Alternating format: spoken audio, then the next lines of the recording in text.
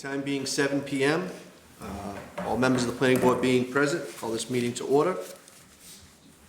First item on the agenda, agenda item A, actually, you know what, just a housekeeping. For anyone here who's here for agenda item H, which is 2504 Main Street, the applicants requested that that be continued to our February 27th meeting. So if you're here for that, we won't take any testimony or anything for that. You won't miss anything. You're free to leave if you like. Back to A. Dispensary? Yes. Okay. As well as D, which is 770 Main Street.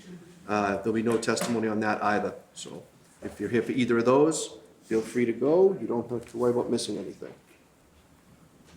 All right, bringing up agenda item A, approval of minutes from January 9th, 2023. Motion to approve? A motion to approve, do I have a second? Second. Motion made and seconded, all those in favor signify by saying aye. Aye. All those opposed, motion carries unanimous. Moving on to agenda item B, committee reports, administrative actions. Do any of the members have any committee reports they wish to make at this time? Mr. Duffy? I have a committee report, Mr. Chairman, thank you. As some of you may know, the planning board has a member that attends the NEMCOG, which is the Northern Middlesex Council of Government meetings, which is the regional council. So I met on January 28th at the Chelmsford Public Library for a special meeting to discuss a strategic planning process for NEMCOG. 12 council members from the region were in attendance and 3 NEMCOG staff. It was facilitated by the executive director, Jennifer Raitt. The session included time for councilors to get to know each other, a presentation about the history and role of NEMCOG as a regional planning agency, current NEMCOG initiatives and staffing, and the need for a strategic plan for the organization. The group discussed the mission and values of NEMCOG, and group members also expressed their concerns and hopes for a strategic plan for the agency. Following the meeting, NEMCOG officers and staff assembled a proposed strategic planning process for moving forward. This proposal will be discussed and potentially voted on at the NEMCOG council meeting this Wednesday. Additional updates will be provided, hopefully each meeting. I'll have something to add once the strategic planning process is finalized. Thank you, Mr. Duffy. Any of the other members? Yes, Mr. Chairman. Jim? Last week, we had a committee meeting for the elementary school building committee. As I mentioned in the previous meeting, the school's been open since school resumed after winter break. There have been minimal warranty issues with most of the equipment, kitchen equipment, things like that. Everybody seems to be settling in quite nicely. We had the ribbon cutting 2 weeks ago, and for the most part, the punch list, the main punch list as far as outstanding construction items, I believe, is down to 5 items that require attention. And then the only item of any substance, people in town, if you happen to go to the school, there is an issue with the gym floor that the excessively dry air has apparently caused some separation of the boards. You know, wood is wood, and it's being addressed. But it's anticipated that it will get resolved. And I would assume at no cost to the town. At least that's my position on the committee. All right, very good, Thank thank you. you. Any other committee reports? I just wanted to thank Mr. Champa for your time and effort. I know it was a long process of that building committee. You know, and we put a lot of time in as a planning board as well to go through step by step to get the thing done. And I was at the open house with some of my colleagues here as well. And if you haven't been to the school, go to the school. It's a great asset to the town of Tewksbury. We all paid for it, so I'm glad it came out so well. While I see Mr. Hardeman here, he was involved in it as well, and all his staff, and getting the grounds well and stuff. So but thank you for everybody involved. So great project. Anyone else? All right, that's it with committee reports. Moving on to the town planners report. Donna? Thank you, Mr. Chairman. I'm going to just go through a couple of sections here. First, wanted to highlight some projects in town that are moving along. 2560 Main Street, the former Woodhaven, the new owners are working on demolition plans and are targeting early March for submission. The project will feature accommodations for people 55 and over, containing independent living quarters suitable for single and double person occupancy. The board will remember that that special permit was approved in September of last year. The owners are hoping to have it online as soon as possible.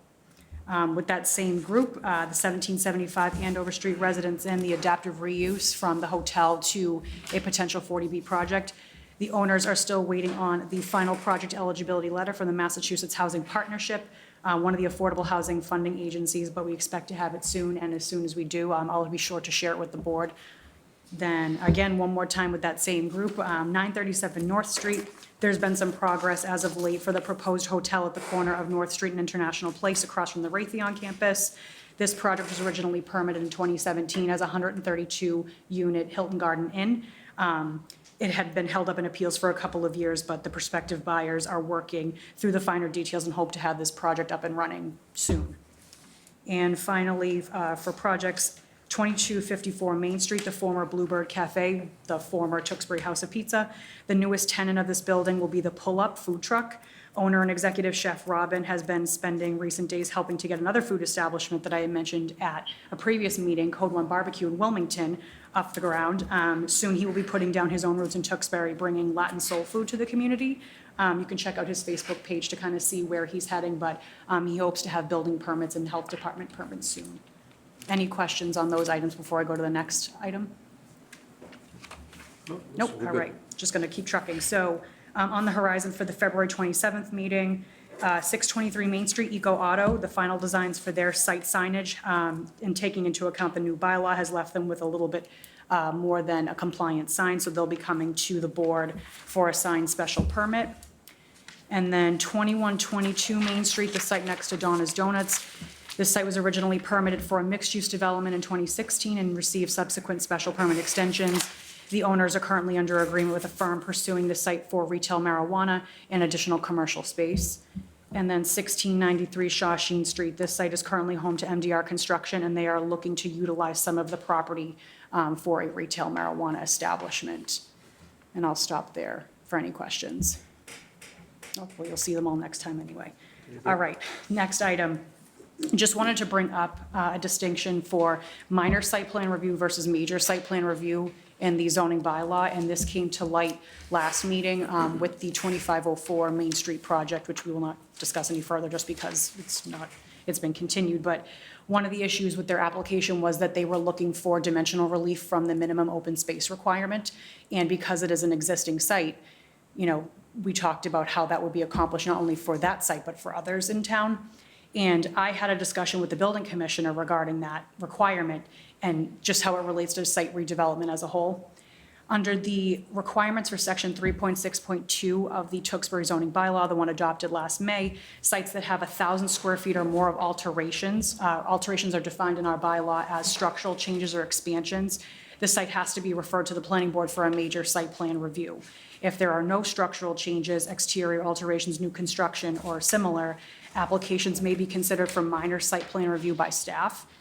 The building commissioner and I discussed the scope of the review for both types of site plan, noting that major site plan review, the one that you folks see, is an all-encompassing plan review triggering compliance with all parts of the bylaw, including dimensional requirements. However, minor site plan review is limited to minor changes noted in the bylaw as relating to 1,000 square feet or less of alterations as previously defined, changes that will result in increased trips, noise, or similar. The review process is complicated when a regulatory requirement requires site plan review by the planning board, where the application itself would only require minor site plan review, i.e. the site redevelopment plans for retail marijuana, which the select board regulations state that they have to go to the planning board for a major site plan review and have the public hearing. But strictly speaking, looking at a lot of these site applications, they would really only require a minor site plan review because they're not making any changes to the buildings. But what they're doing is a proposed use that could result or will result, particularly for sites that had been out of use, in increased trips. So from this perspective, a pre-existing non-conforming site or structure would not require relief from the Zoning Board of Appeals unless they were making alterations to increase the nonconformity. But a redevelopment of the site on its own does not trigger a full compliance review. So all that is to say is redevelopment sites will be considered for the changes that they're making and not as how we would treat a brand new construction. That was a lot of words, so I'm happy to take any questions. Any members have any questions? just seems a lot of these sites are gonna have more than 1,000 square feet, like a marijuana site's gonna need more than 1,000 square feet, right? Right, so what the. Alterations. Well, so alterations refer specifically to structural changes. So if they were changing the bones of the building, adding additions and things like that, that's what's going to trigger, hey, you need to comply with, other side setbacks, minimum open space, maximum lot coverage and things like that.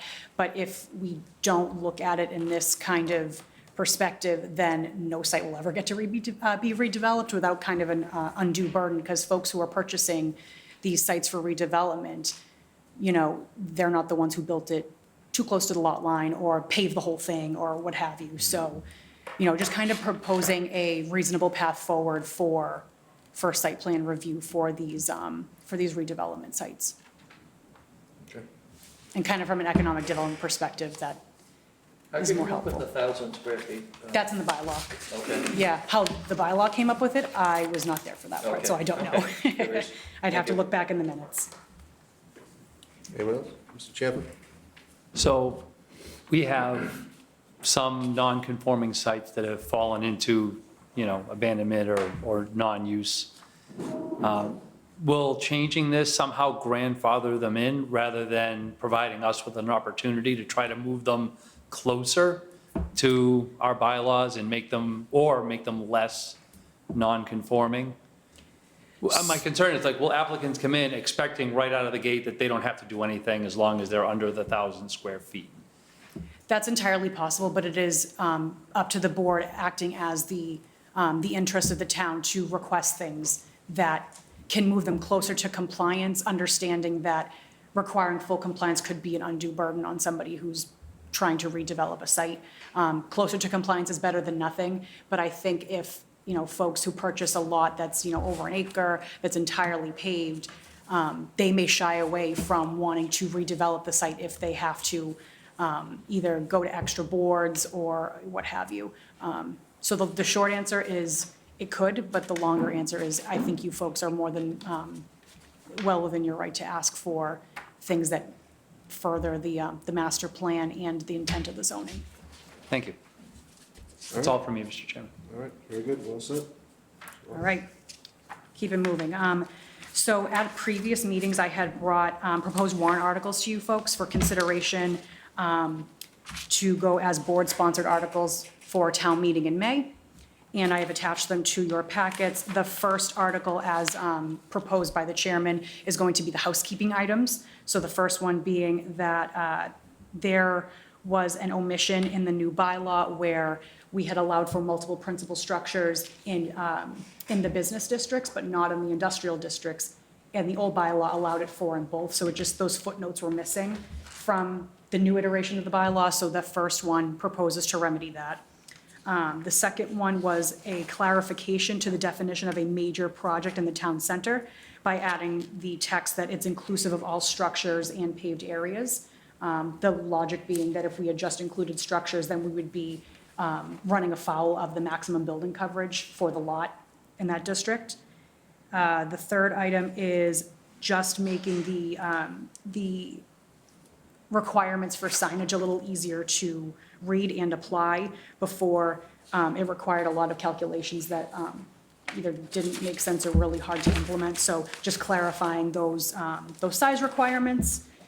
And those are the housekeeping items. And then the other, as a separate article, again, as suggested by the chairman, just to kind of separate housekeeping from proposed new initiatives. The second one is to insert a new section into the multifamily, the affordable housing section, that the planning board may grant by a special permit the conversion of a previously permitted commercial unit in a mixed-use development to an affordable residential unit to be maintained in perpetuity. And the idea of this is, under the old bylaw, a lot of developments came through with commercial spaces that were either not practicable or were only put in there to achieve the desired residential density. The idea is to have this be a special permit so that it's up to the discretion of the board whether an additional residential unit makes sense at that site. And if it does, then they can move forward. If not, then they are going to be required to build it out as a commercial unit as planned. Great. Thank you. Any questions on those? Seeing none? All right, if there's no questions on those, I would request that there is a vote to sponsor the articles on the warrant as coming from the planning board, All right, if that is the pleasure of the board. so what is the pleasure of the board? We have a motion to, Are these going to be two separate motions? One for the housekeeping, one for the affordable That's- unit? right? It's up to you folks. No, we don't need them separate, we can take it as one, because we're not voting on them, that'll come later. Right. Understood. There'll be a public hearing in April before they actually go to town meeting for the official endorsement. This is just so that we're putting them forward. I'll make a motion, Mr. Chairman, that we move forward with these articles put together by our town planner, and as written, for further discussion down the road. I'll second that. Motion made, second, all those in favor signify by saying aye. Aye. All those opposed, motion carries. All right, and if you don't mind, one more item, Yep. Mr. Chairman, that I wasn't able to include on the pre-written report. We did receive some concerns over the weekend that the scrim that was placed around the corner of Livingston and Main Street at Treehouse had fallen down from the wind over the weekend. I stopped by there this afternoon to ensure that it was remedied, and I have photos that I can forward to the board afterwards for consideration, but that it was taken care of swiftly as I contacted them this morning. And now I'm finally done, sorry, folks. Excellent. Quick question on that, Ms. Lauder. Please. Was it taken care of prior to your contacting them? Meaning, are they keeping up with it themselves, or is it? I contacted them at 8 o'clock this morning, and it was done by the time I got there. Now, I couldn't get there until 5 o'clock, but Okay. I was just curious if they're being diligent about maintaining it themselves, or if we're going to be prodding them until they get their final landscaping in, sure, whenever that may be. understood, yes. And I impressed upon them that they need to make sure that they're keeping up with that, or I will be calling and emailing them every single time. Thank you. You're welcome. Anyone else? I'll sit. All right, thank you. Moving on to agenda item B3, 255 Salem Street / Porter Road, as-built acceptance. Do we have anybody here for that?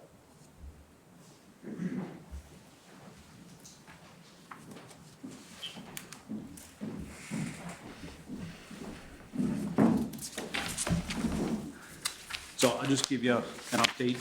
Jim Hanley, Civil Design Consultants. We submitted the as-built plan a few weeks ago. We got comments back today. We have a little bit of work to do to address some of DPW's comments. And over the next couple of weeks, we'll be kind of chipping away to get their support. But we just got the comment letter today, so I'm not really prepared to address the comments. Okay, all right, so, any of the members have any questions on this? It's pretty straightforward, they have some work to do, so. The only item I wanted to know, Mr. Chairman, was I was tasked with looking back at the origins of deeding the open space to the owner of Lot 1, and it was found that the lot wasn't going to be of use to anybody but that homeowner, and that was the original intent behind putting it as a part of, their property. But what ended up happening was that instead of deeding the open space parcel as set forth in the special permit, the developer formed a homeowners association, to accept responsibility for maintenance of the open space, which is a deviation from the original approvals, but the HOA was executed by the developer on March 25th, 2020. So that is one of the options allowed by the bylaw for open space.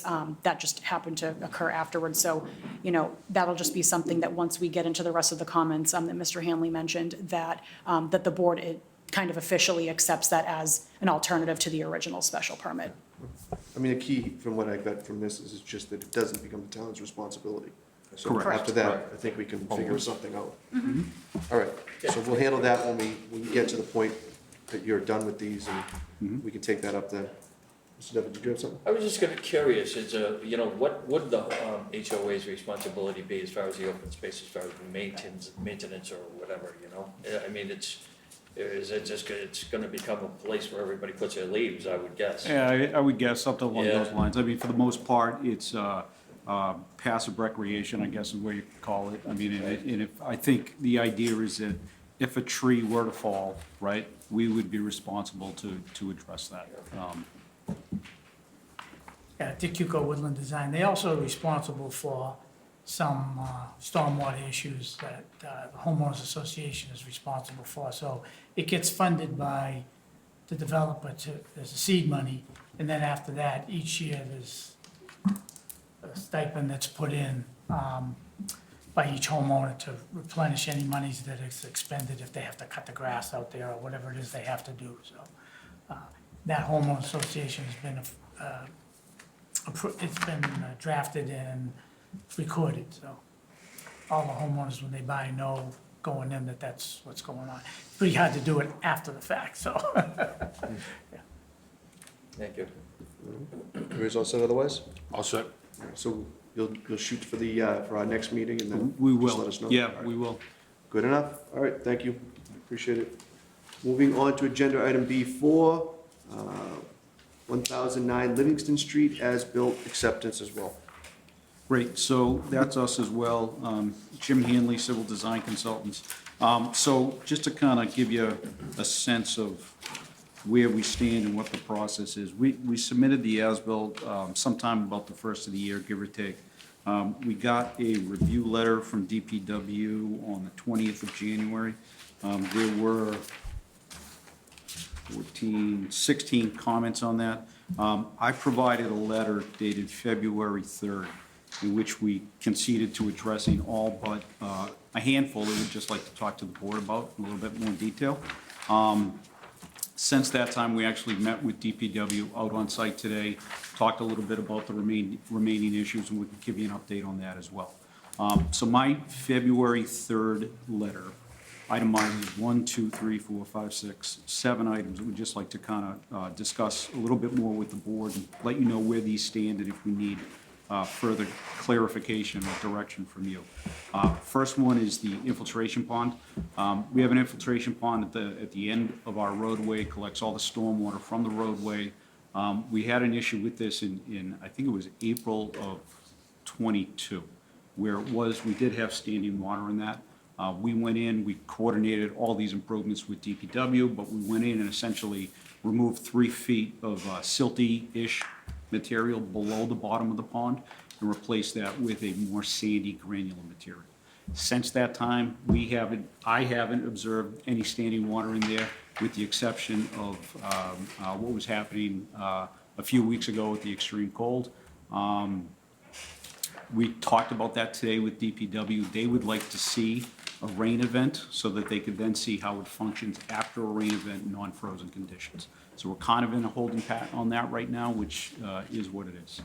There was also an item relative to the curbing along the cul-de-sac that was not installed. And that was not installed to allow for access to that pond to perform routine annual maintenance. So if we put a 6-inch reveal in there, we couldn't even get a pickup truck, or we could, but it would be a bit of a trick. So what we discussed on site, and I believe we have an agreement in general, is to put a bituminous berm similar to like a driveway apron in there so that we maintain the flow in the gutter line, drainage gets to the catch basins, but we also maintain for access to that pond. Street trees and landscaping. Essentially, what we had on the proposed plan was 12 trees along the right-of-way to address the landscaping requirement. The location of those trees has changed to address field conditions, but we have 12 trees out there today. So we think we've handled that, and that's one thing we would like to get your opinion on. There's a portion of additional trees that were cut. We had our plans put together that showed, and this was in Alex's letter as well, there's about a 2,800 square feet, give or take, between Lot 2 and the infiltration pond. And we basically tried on this plan to direct the contractor to maintain as much vegetation as realistically possible. If you look at the scale of that swath, give or take, it's about 30 feet. We're grading on one side and we're grading on the other. And there wasn't a ton of salvageable vegetation and trees left. Those were removed to avoid a situation where you get flow coming down off of the lots and getting bogged up by the existing vegetation that's there. So there was about 2,800 square feet of additional cutting in that area, but that was to facilitate runoff from those lots into that pond. So I'm not sure if that needs to be a formal change or something that can be accepted as part of the as-built, but that's something we just wanted to make you aware of as well. We also met on site today again, and one of the comments is the installation of the stop sign and the painted stop bar. That's something that we'll obviously do as well. The sign is ordered, and we'll be painting as soon as conditions allow for it out there. There was a comment here relative to the location of the concrete handicap ramp, and that was adjusted about 4 feet, give or take, from where it was shown on our plan. That impacts where the stop bar is placed at that intersection, and the impact that may have on sightlines. I don't know if you remember, but we had quite an initial conversation about sightlines at that intersection way back when. So we were very careful to make sure that we were able to get the sight lines that we were required to get. Meeting with DPW out there on site today, I believe there's a general agreement, and Kevin's here tonight, so if not, he could speak up, but there's an agreement that we're gonna leave the ramp where it needs to be, put the stop bar where it needs to be, and allow drivers to creep out beyond the stop bar to obtain the sight distance that they need. So there should be no physical changes required in that intersection at this point. The only other item that we wanted to discuss, and we have a different opinion than DPW on this, and upon a further review of the monumentation requirements that the subdivision regulations specify, there's a provision in here for the planning board to use its own discretion on specifically monumentation within a driveway. So we have one of these situations where we have 3 houses along the driveway, and where the roadway flares from the straight portion to the cul-de-sac, there's 4 bounds within about, on either side, within about 25 feet, give or take. 2 of those bounds end up in a driveway. So there was something missed when the building permit application was issued. DPW was very clear that they wanted to see the driveways placed consistent with the actual subdivision plan. The challenge that we have is that we come to you 18 months before they actually select a house, build a house, and select a footprint associated with that house. So the subdivision plan is our best estimate based on what we know at the time. And essentially what we're trying to do is oversize a house footprint to allow for us to capture stormwater and other provisions. We didn't have a footprint at that point that we could include in the subdivision plan that was something that they'd want to build. To make a long story short, there are 2 locations, there's 2 driveways where bounds would be in those driveways. Instead of putting bounds in, we put railroad spikes, and so those railroad spikes are maybe 8 inches deep, give or take. It's something we've done in the past in Tewksbury, but also in other towns in the area. DPW wants the bounds. The challenge from our perspective with the bounds is that, first of all, the spikes are in, the houses are sold, and if we were to cut out and put in those typical bounds that we put in, my concern is that you would get a little bit of heaving and thawing that would happen around the interface between the edge of the concrete and the pavement. So you get a little bit of water that sets in there. These are concrete bounds. They have the potential to crack, or move, or shift. I feel that the better alternative is to provide the railroad spikes. They're already in there. And Dick and I discussed this, and to provide the additional monumentation, we've proposed that we set 2 additional bounds along the actual property lines, where the property line of each of these houses, properties intersects with the right-of-way along the cul-de-sac, as illustrated on that sketch. So we're coming to you tonight for just a general discussion about whether or not that's something that you would entertain. So on the handout that I just gave you is, I circled where the railroad spikes are. So if the bounds were put in that location, they'd only be 20 feet along a cord. from the other bounds that are already in there. The location, by putting them at the lot corners out on the cul-de-sac, it's about 135 feet. Now, as a surveyor, if I'm trying to set a property corner, I sure as heck don't want to take a backside on a bound that's only 20 feet away. I'd rather take it on one that's 100 feet away, because now I have to turn an angle and shoot the line out. So there's more chance for error when you have that short line. The other thing that it does is it gives a permanent monumentation between the open space, the lot corner, and the town right-of-way. And the further it does is it doesn't look like we're coming in here trying to save a couple of dollars because we were supposed to set 8 bounds and we only set 6 or 10 and 2. So same number of bounds, more evenly spaced for better control from a survey point of view. All right. Mr. Fowler? Thank you, Mr. Chair. Is there, do we have anything in writing as to why they don't want to do it the way you would like to do it? I don't think we did. I think we got the initial comment. We responded in the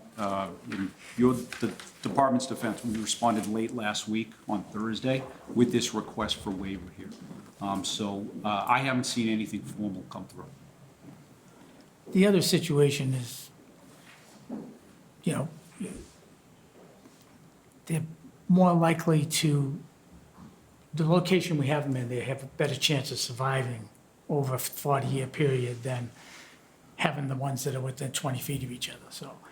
And it'll be shown on the recorded street acceptance plan. So a surveyor coming along, homeowners shouldn't be marking their own lots to begin with. So if we have bounds at their lot corners, at least it's something that you see a concrete bound, you say, okay, fine. I'll come along and I'll see a piece of electrical conduit. Somebody said, that's my lot corner. I've been doing this for 60 years, and I've never seen anybody set a conduit for a lot corner, so. But you see a bound with a drill hole in it, you know that it was most likely set by a surveyor, but then the surveyor can go back and see the recorded street acceptance plan that shows exactly what was set and where it was set. So what is the problem? Well, just it requires a waiver because of that particular requirement. We've done this for years. It's like if we put one because it falls in the driveway, but we put another bound as close to it on a lot corner so that we're not putting in the same number of bounds that we originally told you we were gonna put in. So even though yours makes sense, I guess, you have to ask for a waiver. Yes. Okay. Also? Yeah. Mr. Champa? I have no additional questions, other than maybe, and I'm not a fan of adding to bureaucracy or anything, but maybe once you got from the subdivision plan to actual plans, if you had come and said, here's our new idea for the bounds, get the approval back then. I think generally the town does not look favorably on people who ask for forgiveness rather than permission. So maybe that's something that we can just, try to relay that that's something we should ask for as part of the overall process. So, We know But that- I have no we- issues with what you have we- here. we I know that agree that mo- it makes sense. We appreciate that. We know that moving forward. Like I said, it's been a common practice in the past, so. But we're cognizant of that, and we'll make sure that if that situation comes up, that we come and talk to you folks prior. one suggestion I might have is that when we put together the plot plan that we include with the building permit, really all that is the subdivided lot that we show with the setbacks and the new building footprint on it. If it were a requirement that we would show the new driveway that would be associated with a new footprint, that might flesh this out as we move forward through additional new stuff. Just an idea. Mr. Vitale? Thank you, Mr. Chairman. We've had some discussions, and not this meeting, and other meetings, about the as-bills as far as getting more communication before we get to a stage where you have issues like this between DPW and you guys as well. My concern now was more for the homeowner. I don't want the homeowner to be having issues with that driveway back in the future because of a bound or a post or a stake, whatever. So you know, I understand what you guys want to do, and I'm all in favor of that, but again, you know, we have to work with Mr. Hardeman as well, so hopefully we can come to an agreement and move forward. And with the as-bills, we discussed about having them done sooner than later and not have these issues, but, you know, I'd be willing to vote for that waiver, so. All set, Mr. Chairman. Mr. Duffy? Thank you, Mr. Chairman. Again, I don't have a major problem with moving the bounds to a different location. I think, to me, it looked, I took kind of a little drive-through up there, and they seem to be in actually a better location, you know, where you want to put them. So the question that I would have, though, is, would you, as part of this process, if there was a waiver granted, provide the homeowners where the houses are sold and people are moving in with an updated certified plot plan that shows the new location of the bounds? That would be one concern. Yeah, not a And- problem. Okay, and then repair, are you gonna remove the railroad No, spike? we'll leave those in. Yeah, that's more, it's better for the integrity of the driveway to leave it in. Well, I would respectfully disagree with that, and I don't think I would really want a railroad spike in my driveway. Well, you really can't even see it. I saw it, Yeah, yeah. yeah, but it's, you know, we've been, you know, they've been in there for years, and you can take it out, but I think the integrity of the driveway is better if you leave it in.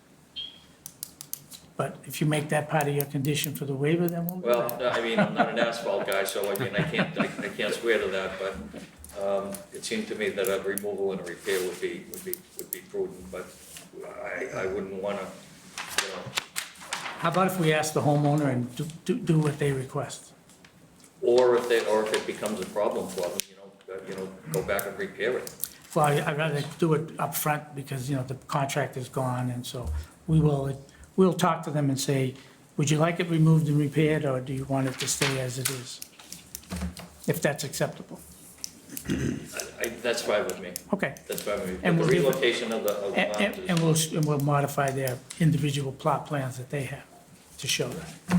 right, now, I'm looking at those locations, is that in a grass area? Yes. They both are, right? So basically, the top of those bounds would be flush with Correct. with the top of the grass, more or less, if they're accessible. Yeah, down the and the road. nice thing about them is they have a solid rebar to when they pour the concrete. So if surveyor going along, when we look for lot corners, we have a metal detector. If it's a granite bound, we have a hard time finding it, but a lot of the new granite bounds have a magnetic slug in the drill hole, so you can find it with a metal detector. But it'll be easy to find, and it's in the grass area, so it's got a better chance of longevity.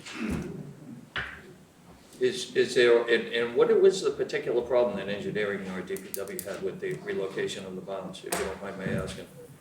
It's just, you know, their job is to say, this is what the regulation is. We're not faulting them, we just, that's what their job is to say, this is what the regulation says.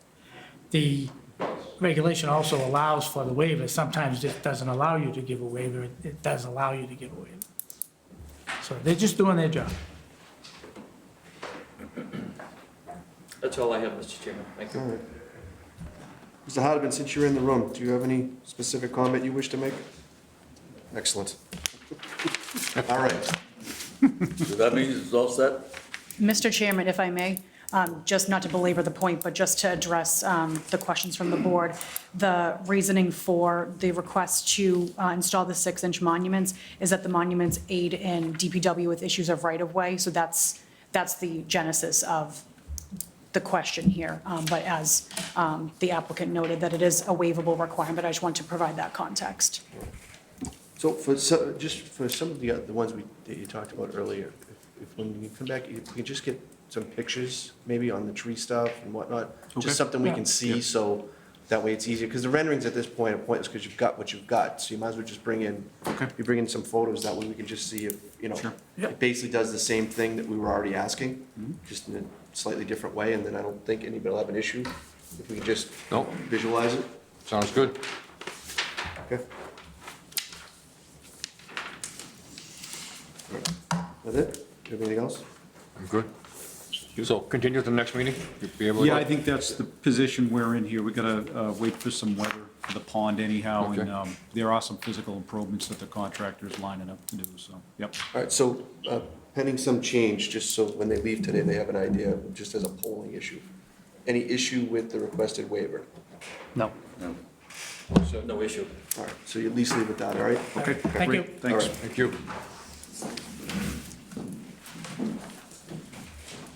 Moving on to agenda item C, 3 Amos Street, Family Suite Special Permit. We have a motion to waive the public reading. So moved. We have a second. Motion made and seconded. All those in favor signify by saying aye. Aye. All those opposed, motion carries. Do you have anyone here for? All right, come on up. Just give your names and the address for the record, and then the floor is yours. Colleen Hennigan, 3 Amos Street. Just pull the mics towards you, that way they can pick it up. There you go. Colleen Hennigan, 3 Amos Street. Alice Doyle. All right, go ahead, floor is yours. What is it you want to do? Oh, add an in-law to my house. Okay. Give him the paperwork. Anything else? No? Sorry, this is All my right. first time They ever. just told us to bring the packet in. We'll go the other way around. Mr. Vitalia? Okay, great. So you want to put in-law in, right? Yes. And you want to put 1,000 square foot in-law, right? For your mother-in-law, or is it my mother? My mother. Mother, great. Love the idea, love the process. I mean, the plans look okay to me. Again, the building department and building inspector will be the final say on these, you know. Do you have sewer at the house now? Yes. Okay, so that's one of the requirements, so. Other than that, I'm all set. I think it looks good, so. Mr. Duffy? Yeah, it looks good to me too. I took a look at the plan and it looks great. Nice 2-bedroom addition. It'll be, hopefully it'll get built quick and you'll be able to enjoy it. Thank you. Mr. Champa? I took a drive-by, everything seems compliant, seems like it'd be a nice addition, so I have no issues or questions. Mr. Fowler? I'm all set with this. Nice job. Chair's all set as well, as Mr. Vitalia already said. We encourage these, we're supportive of them, as long as you bring them in compliance. We have no issues, all right? With that, I'll open it up to the floor. Anybody in the audience with any questions, comments, or concerns? Going once, twice? Bring it back to the board. What is the pleasure of the board? Make a motion to close the hearing? Well, I have a motion to close. Do I have a second? Second. Motion made second. All those in favor signify by saying aye. Aye. All those opposed, motion carries as to the family suite special permit. Make a motion to approve the family suite at 3 Amos Street as proposed with the plans attached. That's it. All right, do I have a second? Motion, we'll let you choose who that was. It sounds like a tie to me. Motion made and seconded. All those in favor signify by saying aye. Aye. All those opposed, motion carries unanimous. Good luck. Thank you All very set, much. thank you. Good luck. Okay, thank you very much. Moving on to agenda item D, as mentioned earlier, agenda item D, which is 770 Main Street, is requested to be continued to our next meeting on the 27th. And could I have a motion to continue this to 7:15 on the 27th? So moved. A motion made and seconded on the right here. All those in favor signify by saying aye. Aye. Aye. All those opposed, motion carries. Moving on to agenda item E, 1866 Main Street. This is signed special permit. Do we have a motion to waive the public reading? So moved. Have a second? Second. Motion made and seconded. All those in favor signify by saying aye. Aye. Aye. All those opposed, motion carries. You just give your names for the record. Hi, Todd Arsenault. Rebecca Arsenault. The floor is yours. Yes, so actually, we overlooked the issue of the smiley face for our logo, they being 24 by 24, being outside the permit. And at the time, our sign installer, Takis, he assumed it was okay and put it up. And after I called the town actually right away and said, this is up, just want to let you know, we removed it and applied for the permit. I did say, it is what it is, Takis, let's see where that goes, because they already put it up, but we removed it since, in asking the board if we could have our logo, but. All right. So, as Mr. Champlin pointed out earlier, this is forgiveness, not permission. Thank you. All right, so we'll start with Mr. Champa. So just maybe if you could just explain a little bit the importance or relevance of the logo.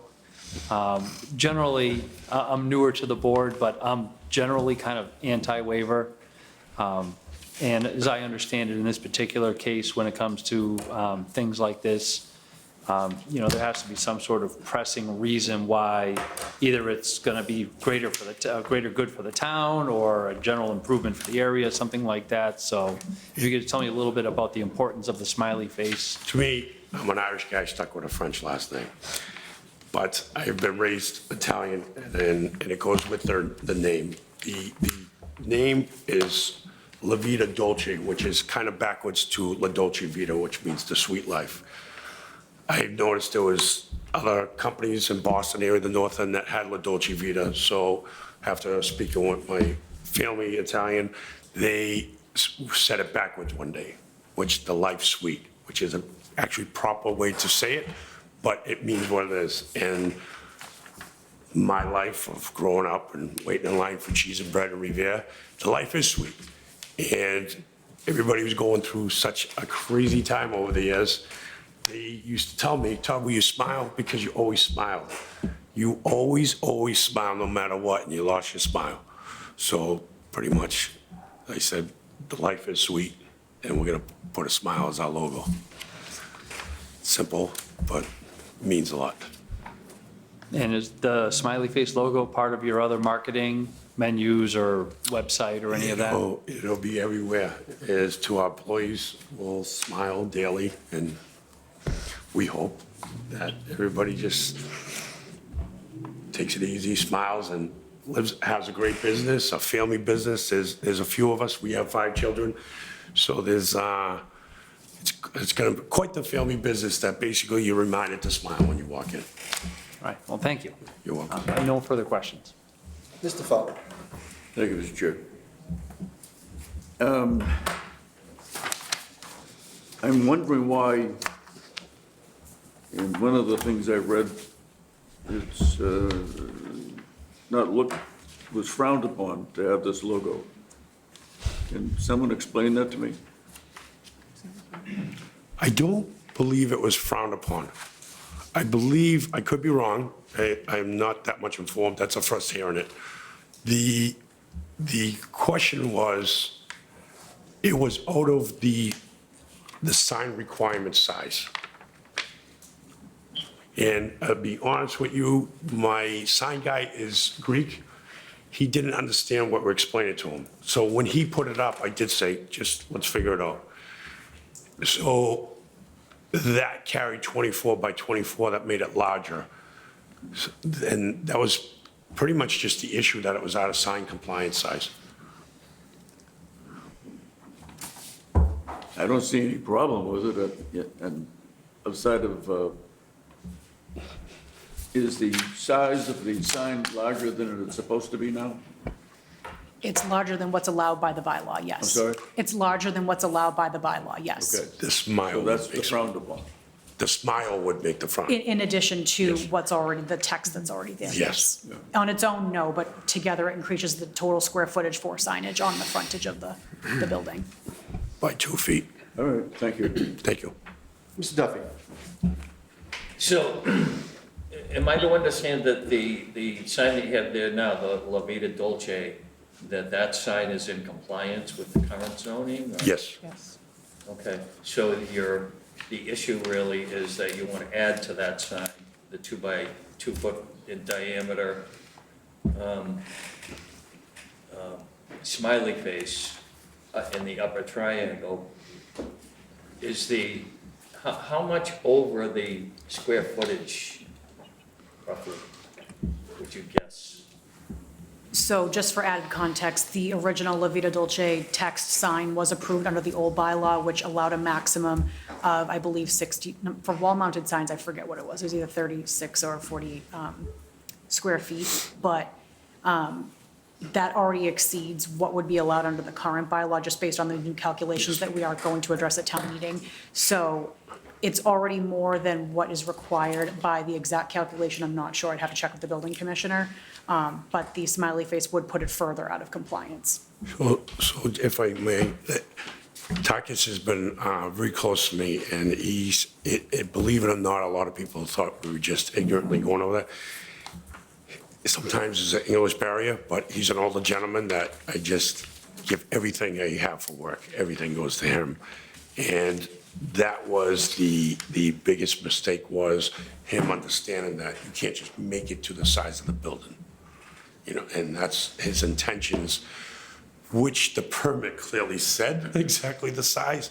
So to save not only him thousands of dollars, ourselves, because I wouldn't let him pay for it again, and to go with the look of the building, we hoped it would all balance out to, What color is it gonna be? it's, I believe there's a picture of it right there. It's gonna be black. Just yes, with a light behind it that shows the, So basically, the total square footage of the sign area is just under 34 square feet, roughly, that is what I'm looking at. on a 4,800 square foot building Right, space. yeah, unfortunately, I think they go by the facade of the building, on the side that it's facing. I really don't have a problem with it. You realize that light has to be on a timer or something that has to be Yes. turned off from 12 to 6, 12 midnight to 6, I believe. That I don't know, and I'll change, it's on a timer. Okay, I could change that to shut it off. I usually leave it on all night, but we could shut that off. and that's just a white light that's not flashing, Nope, not changing color? nope. Okay. Okay. It's translucent through the, sorry. I would be in favor of the waiver, Mr. Chairman. Mr. Fratelli? Thank you, Mr. Chairman. I have no problem with the smiley face. I understand the situation. Anything I can do to help a new business coming into town, with the sign and with the business, and a new business venture, I'd be willing to do that. Thank you. And I could never vote against a smiley face. My father and mother, both being Italian, would give me 2 slaps upside the face and say, "What's the matter with you?" But, so with that, I'm not against voting in the affirmative for the waiver and allowing the smiley face, and Thank you. we We worked guys open. very, very, very hard sleepless nights for 2 years now Yeah. to make this the best we can for the town. And we really believe that everybody's really, really, really going to enjoy this. I've been a Pazziali Bakery Yes. attendee in the North End for 50 years, 60 years. Pazziali family used to bring bread from the North End to my house in Charlestown. Yes. I was at Pazziali last week buying pizza. If you ever want to buy pizza, it's a great spot to buy pizza. Yes. And I if ended you- up buying 42 pieces of pizza the other day, and I Yes, brought them yes. around to different people in my So family. now we have that option in Tewksbury. So I can't wait to not have to go to the North End anymore and fight the Yes. traffic and the parking issues down there. Yeah, And buy it from you guys. And he also, my wife just did, his father obviously passed many years ago, and he was on the cover of He was in National National Geographic. Geographic. Really? In 2000, they interviewed him in the North End with a bunch of other restaurants, and So we did a have him. plaque for him inside Yeah. the. Everybody will be able to clearly see what we have put out. The Pazziali for- family's a great family, Yes. and residents of Tewksbury, So, it's a huge addition. welcome and good luck, and I Thank can't you. wait till you guys open. Pretty soon, right? What's the opening date? March 4th we're shooting for. Oh, good, great. Yeah. Thank you. All set, Mr. Chairman. All right. Yeah, I have no issue with it. I mean, part of it too is the way it looks and where it is. It's about the exact same spot. A lot of times, we'd ask somebody if we were doing one of these to put one of those fake round windows. So it's sort of accomplishing the same thing. That's exactly only what it's my an design addition had. to your sign instead of a fake window. I mean, because a lot of times we don't want all that empty space. And if that were the case, you'd have almost the same thing. So I don't have, this isn't, as we've had from some other people asking for, a sign on this side of the building, a sign on that side of the building, and then, 325 signs around the building. Funny you say that, because the original design had an over, if you go to Italy, there's the structures are just gorgeous.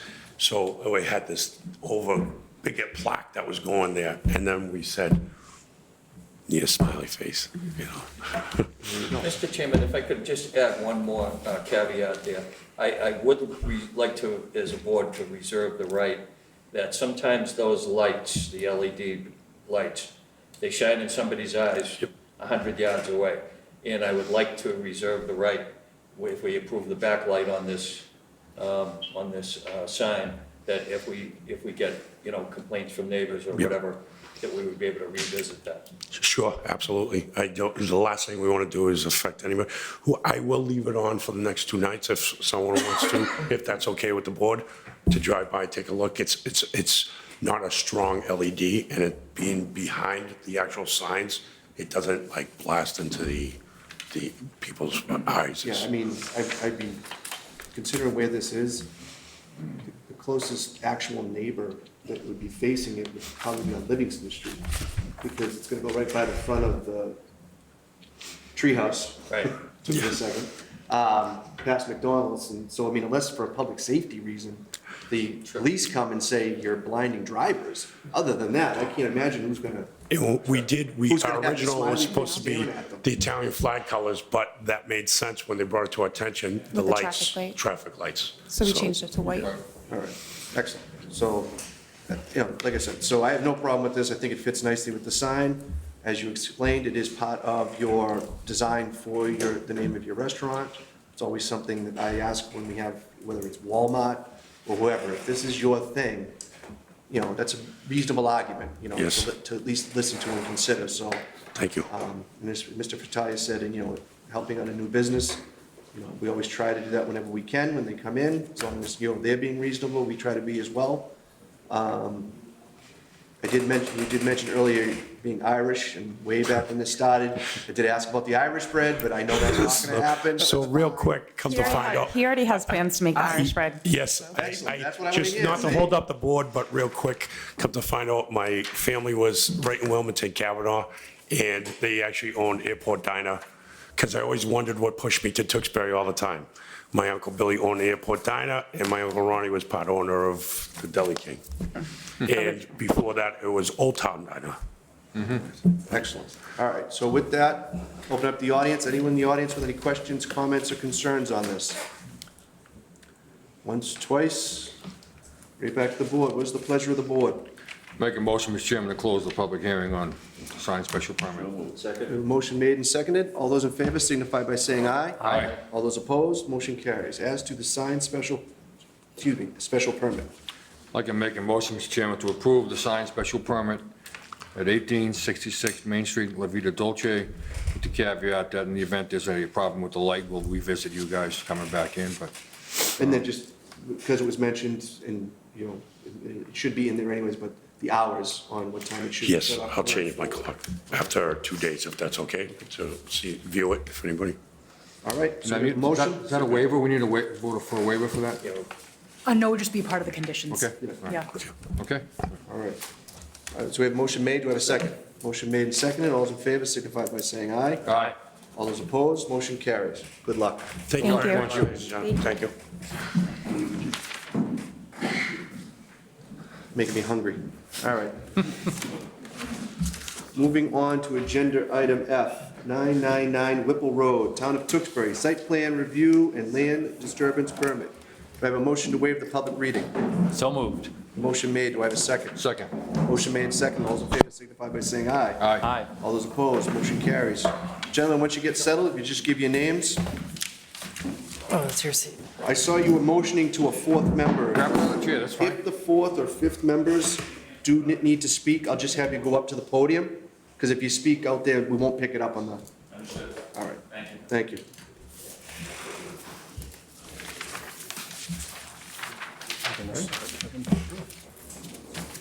Good evening, Mr. Chairman, members of the board. For the record, Kevin Hageman, I'm the Director of Public Works. I'm here with Tony Westpizer and Tyler Kofalice from Weston and Sampson, the engineers for the project. And this is for the proposed DPW and school maintenance facility at 999 Whipple Road. Tony's got a presentation he's going to give with the background information for it. All right.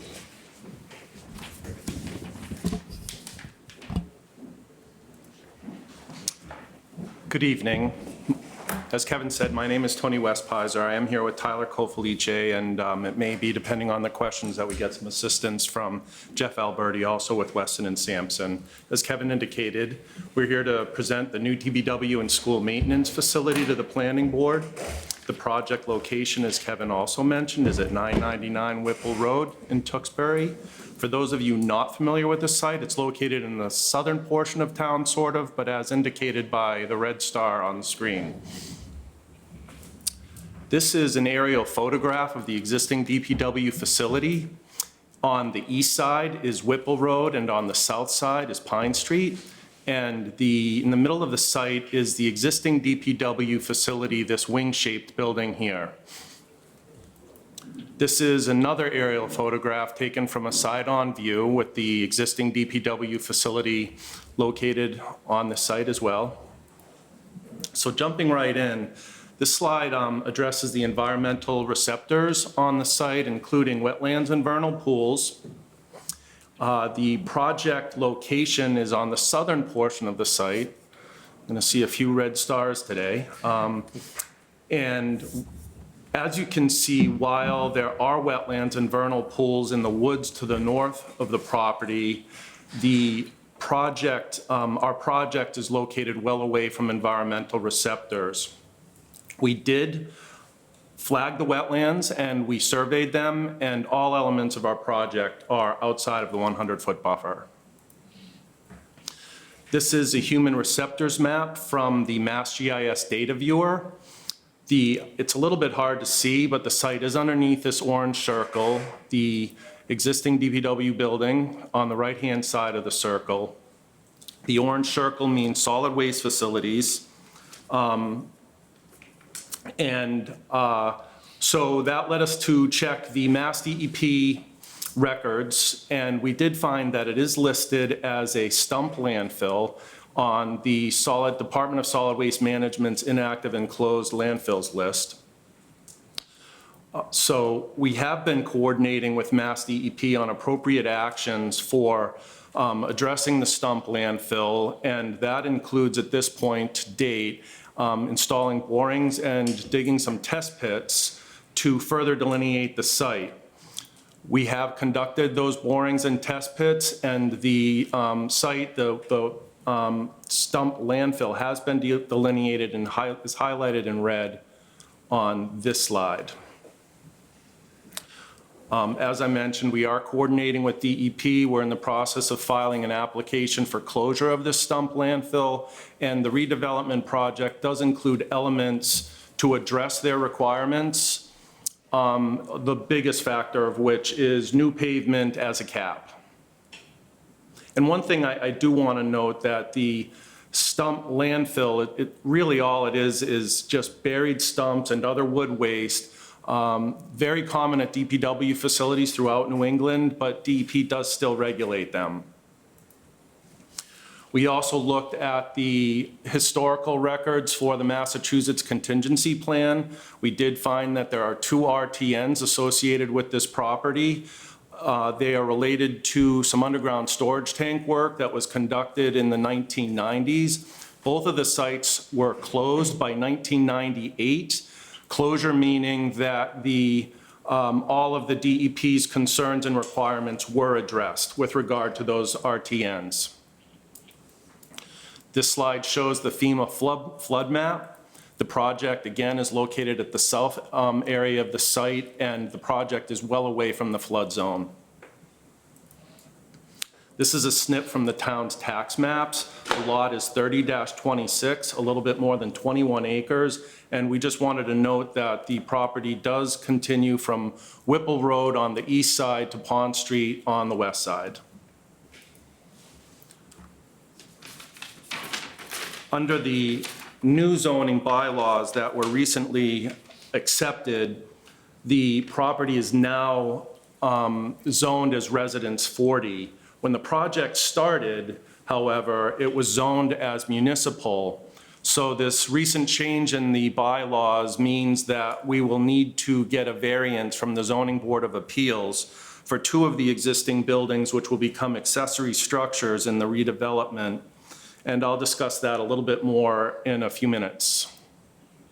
As far as acceptable uses or allowable uses, the DPW and the school maintenance operations are municipal uses, which are allowed in the Residence 40 district.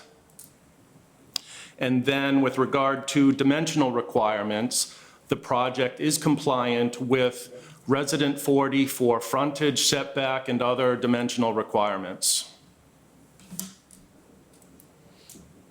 So I'll talk a little bit about what's proposed.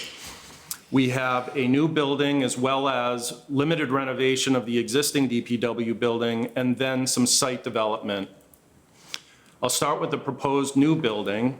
This again is an aerial photograph of the site with Whipple Road on the east, Pine Street on the south, and the existing DPW facility, existing salt storage structures, and the food pantry to the south of the site off of Pine Street. The project right now includes a base bid and 2 bid alternates. The base bid includes vehicle and equipment storage, vehicle maintenance space, shops, offices, and employee facilities, including some offices. The project also includes a wash bay as a renovation of the existing vehicle storage space in the existing vehicle storage facility, or I'm sorry, the existing DPW facility. Bid alternate 1 adds administrative offices and parking off of Pine Street. And bid alternate 2 extends the vehicle and equipment storage of the new building. This is an overall view of the site, including the bid alternates. And to give you an idea of what the building would look like on the exterior, we did prepare a perspective, a 3D elevation taken from Pine Street with a viewpoint as shown by the red arrow on the slide. And this is a rendering or 3D view of the proposed building to give you an idea of the heights of the building and the overall massing from Pine Street and how it fits pretty well on the site.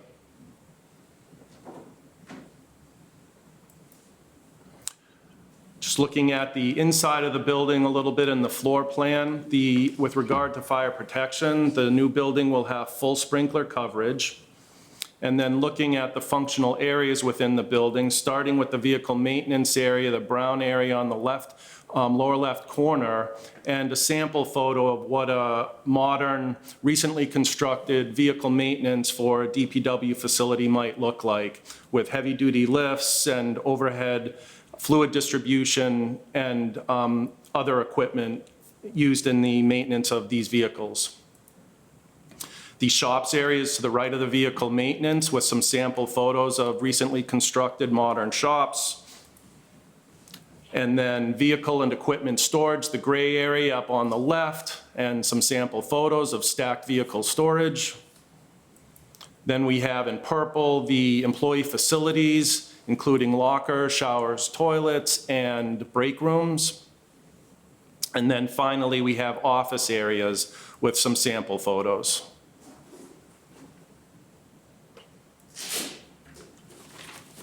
So,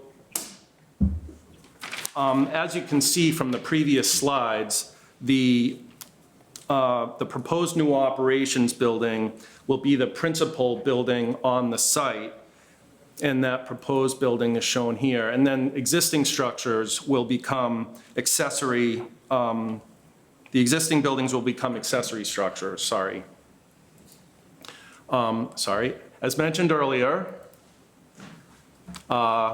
we're going to need a variance for the 2 buildings, one for height and one for location relative to the front building line. And addressing that, this SNP is from paragraph 5.3.1 of the zoning bylaws, and calling your attention to paragraph 1 and the existing building. The existing DPW building's height is about 20 feet 8 inches, which is a little bit higher than the 20-foot limit. And then with regard to the food pantry is where it has always been, but ends up being, is not behind the front building line. of the principal building. So we are looking for a variance from the Zoning Board of Appeals. We have filed an application with the ZBA, and we will be going before them later this month. That is it for my portion of the slides. Tyler will address the site development. Hello, everybody. My name is Tyler Coffalici. I'm a senior project engineer with Weston & Sampson. I'll be doing a brief overview of the proposed site. So this is the first slide. It's a site preparation. Just wanted to highlight some of the tree clearing proposed for the project.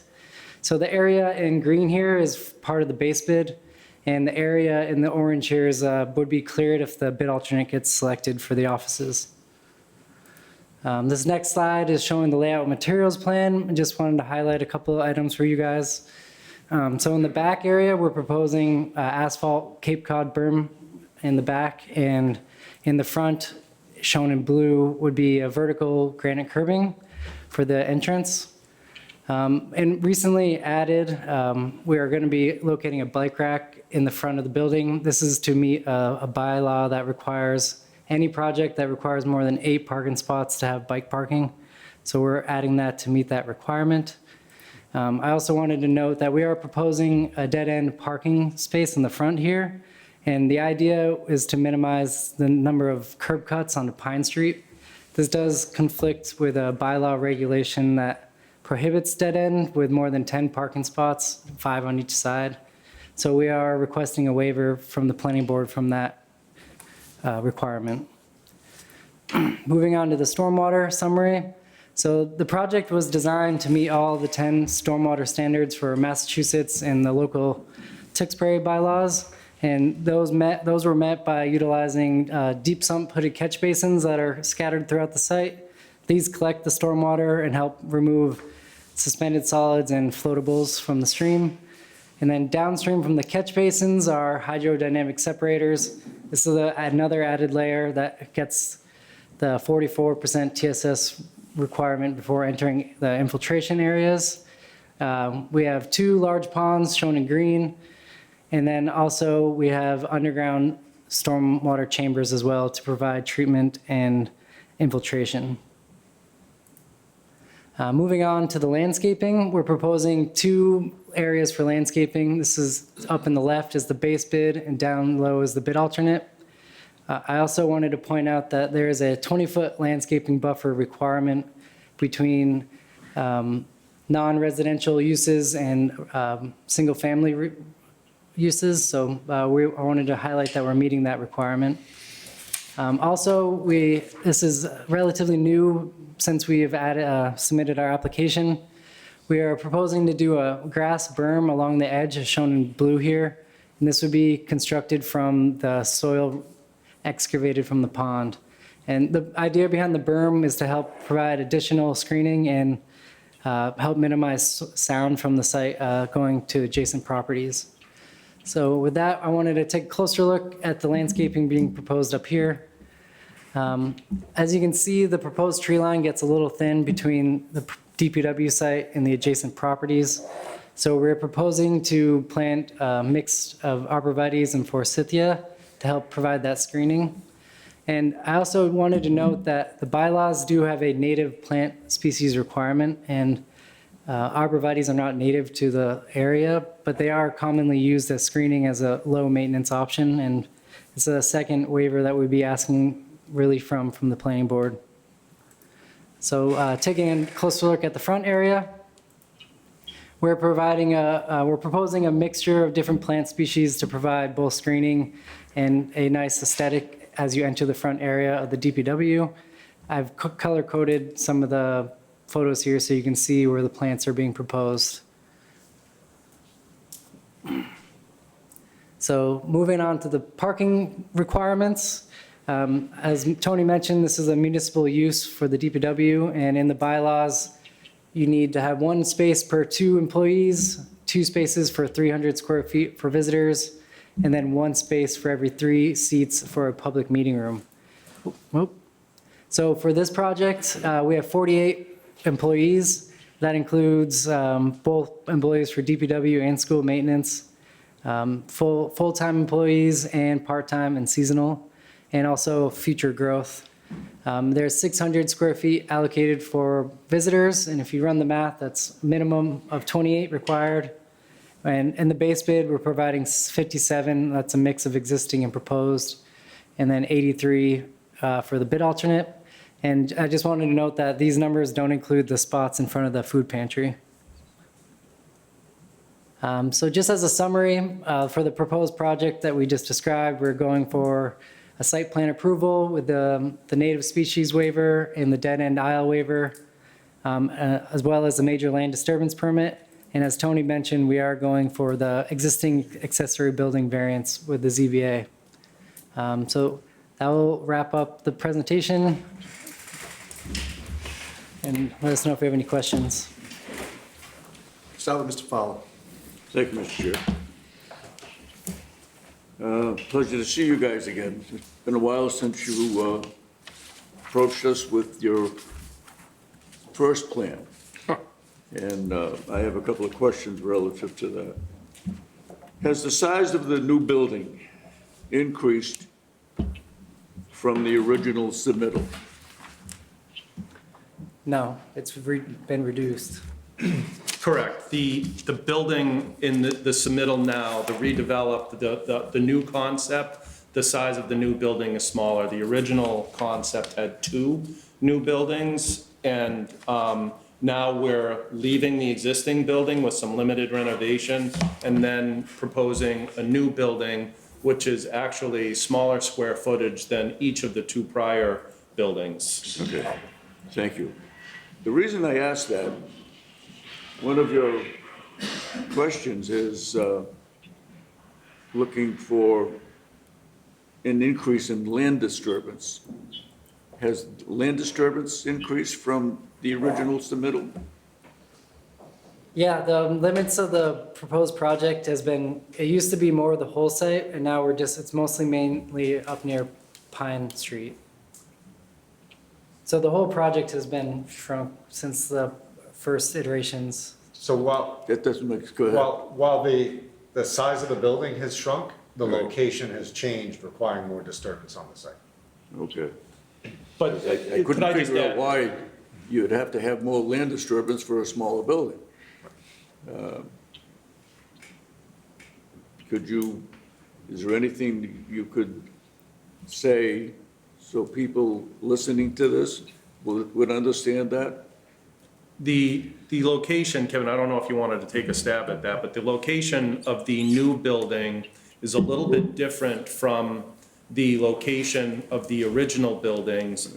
One of the original 2 buildings was located where the existing facility is. Because we're renovating that building and it's staying, Right. that's not available for the new building we want to do. Okay. And because we were reducing the scope of the project, we were trying to maintain, the original project included some development out back, making sure that we could maintain available area for the DPW's operations. With this redeveloped concept, we were not going out back and redeveloping some of those areas. So we wanted to leave the existing development as it is.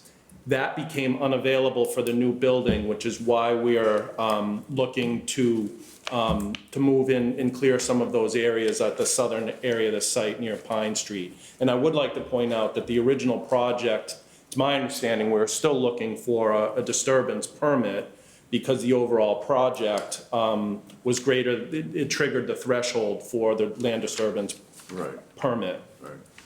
Yeah, and Well, I thank you for that. You had me convinced halfway through your dissertation, but I understand it, and I like the way you explained that. Thank you. I hope everybody else that's listening understands it also. Thanks. Mr. Furtado. Thank you, Mr. Chairman.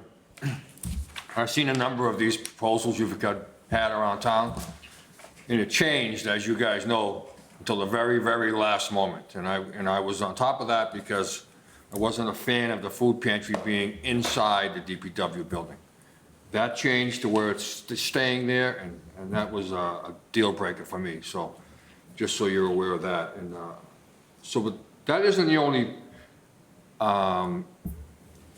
part of the food pantry. There's other offices next to the food pantry, so that's gonna be still there, right, used?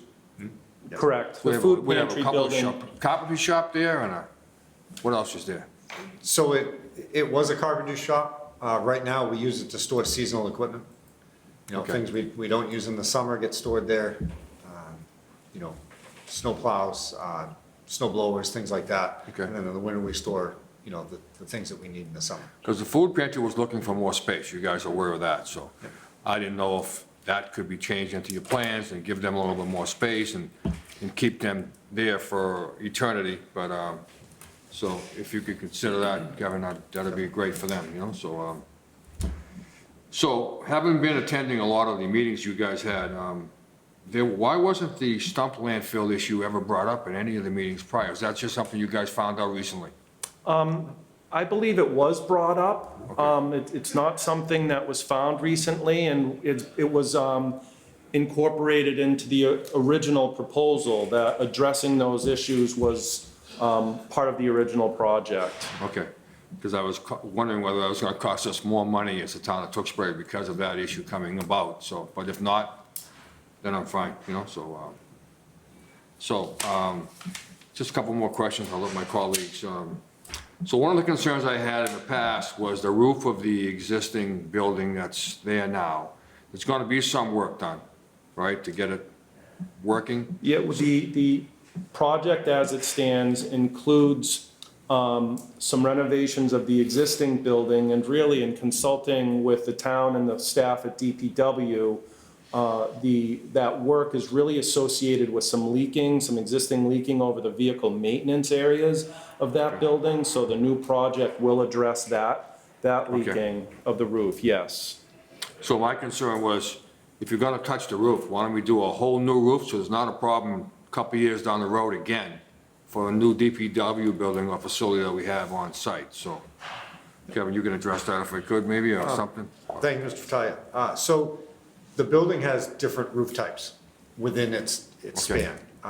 The area over the vehicle maintenance shops is a tar and gravel roof, which is why that needs the most attention. But some of the other membrane roofs, you know, we've been able to maintain over the years, and those are in fairly good shape. Okay. I just am a firm believer in doing it once, doing it right, and not have to come back to the town meeting again and looking for $3 million to repair the roof of the DPW building that we just spent X number of dollars on. It's just not a good look for the town, or you guys as well, so if you could consider that. And then I have two other things. Any proposed landscaping to the front of Whipple Road, as you drive down Whipple Road at all? Right now, the project does not include that. Okay. One of my biggest problems is the generators that are there on site, on the right-hand side. Is there any plans to block those generators so you don't see those as you drive by? Those are actually for the RECC next door. Those are on the RECC property. Oh, okay. So those aren't associated with the DPW. Oh, really? Okay. Yes. I know they're new, I didn't know if that was part of your process, but, so I should have brought it up to them when they came in front of us, right? So, okay, I'm all set, thank you, Mr. Chairman. Mr. Duffy? Thank you, Mr. Chairman. I'm just curious now, so I'm looking at the corner of the food pantry building, the existing building, so what is these, I know you're looking for a variance from roof height, but what is the other variance you're looking for again? Front of building line, so I don't know if you can, I'm gonna try to help you see here. Front of building line on Pine Street? So the front of building line for the principal building will be a line going, can you all see my cursor? I know this isn't the best way to show something, but the front building line would be something like this. Yeah. The existing pantry, food pantry, which has always been at this location, is not behind that front building line. Right. So that's the other variance that we're looking for.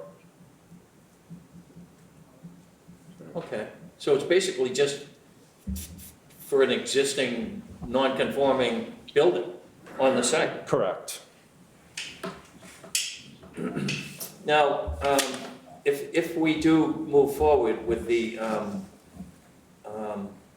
bid alternates, will there be any further need for any other variances, or No, it's actually a very good question. It is something that we thought about as we presented the application package to the planning board as well as preparing for this. We were trying, and we think we were successful in presenting the project and looking at it for anything it would trigger, either with or without the bid alternates. So the answer to your question is no. If the bid alternates are accepted, then we do not need any additional permitting, and vice versa. And then one more question I had. I know you're still waiting for a DEP remedy for the, for the stump fill there.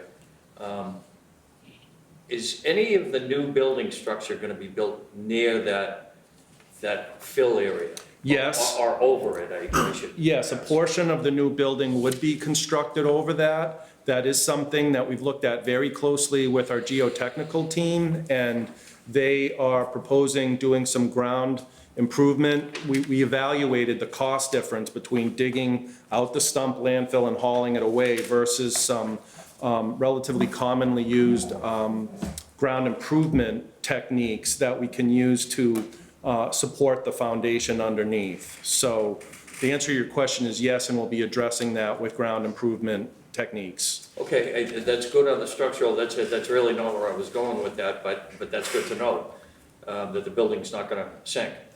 But is there any issue of off-gassing, basically, into the building from those types of, Not really from a stump landfill, but to address those concerns, we are planning on including a subslab ventilation system with the building as a precautionary measure. okay, all right, well, I'm glad to hear that, because, my experience tells me that, yeah, there might only be, we might think that we'd like to think that there's only stumps in there, but there's more than likely other materials that didn't belong in a stump fill in there. Right. Or at least the possibility that there is. Sure. And, that stuff just, gets into, we don't want to build a brand new building and have an unhealthy building for people to work in. That's was my concern with that. And then unrelated to planning and everything, just curiosity, the vehicle maintenance, does that have a overhead crane, Kevin? Yes. Oh, it does, huh? Good, good. All right, that's all I have, Mr. Chairman, thank you. Mr. Champ. Thank you, Mr. Chairman. Looking at a couple of the waivers you're asking for. And I see some of them have already been addressed, which is great. Let's see where to go.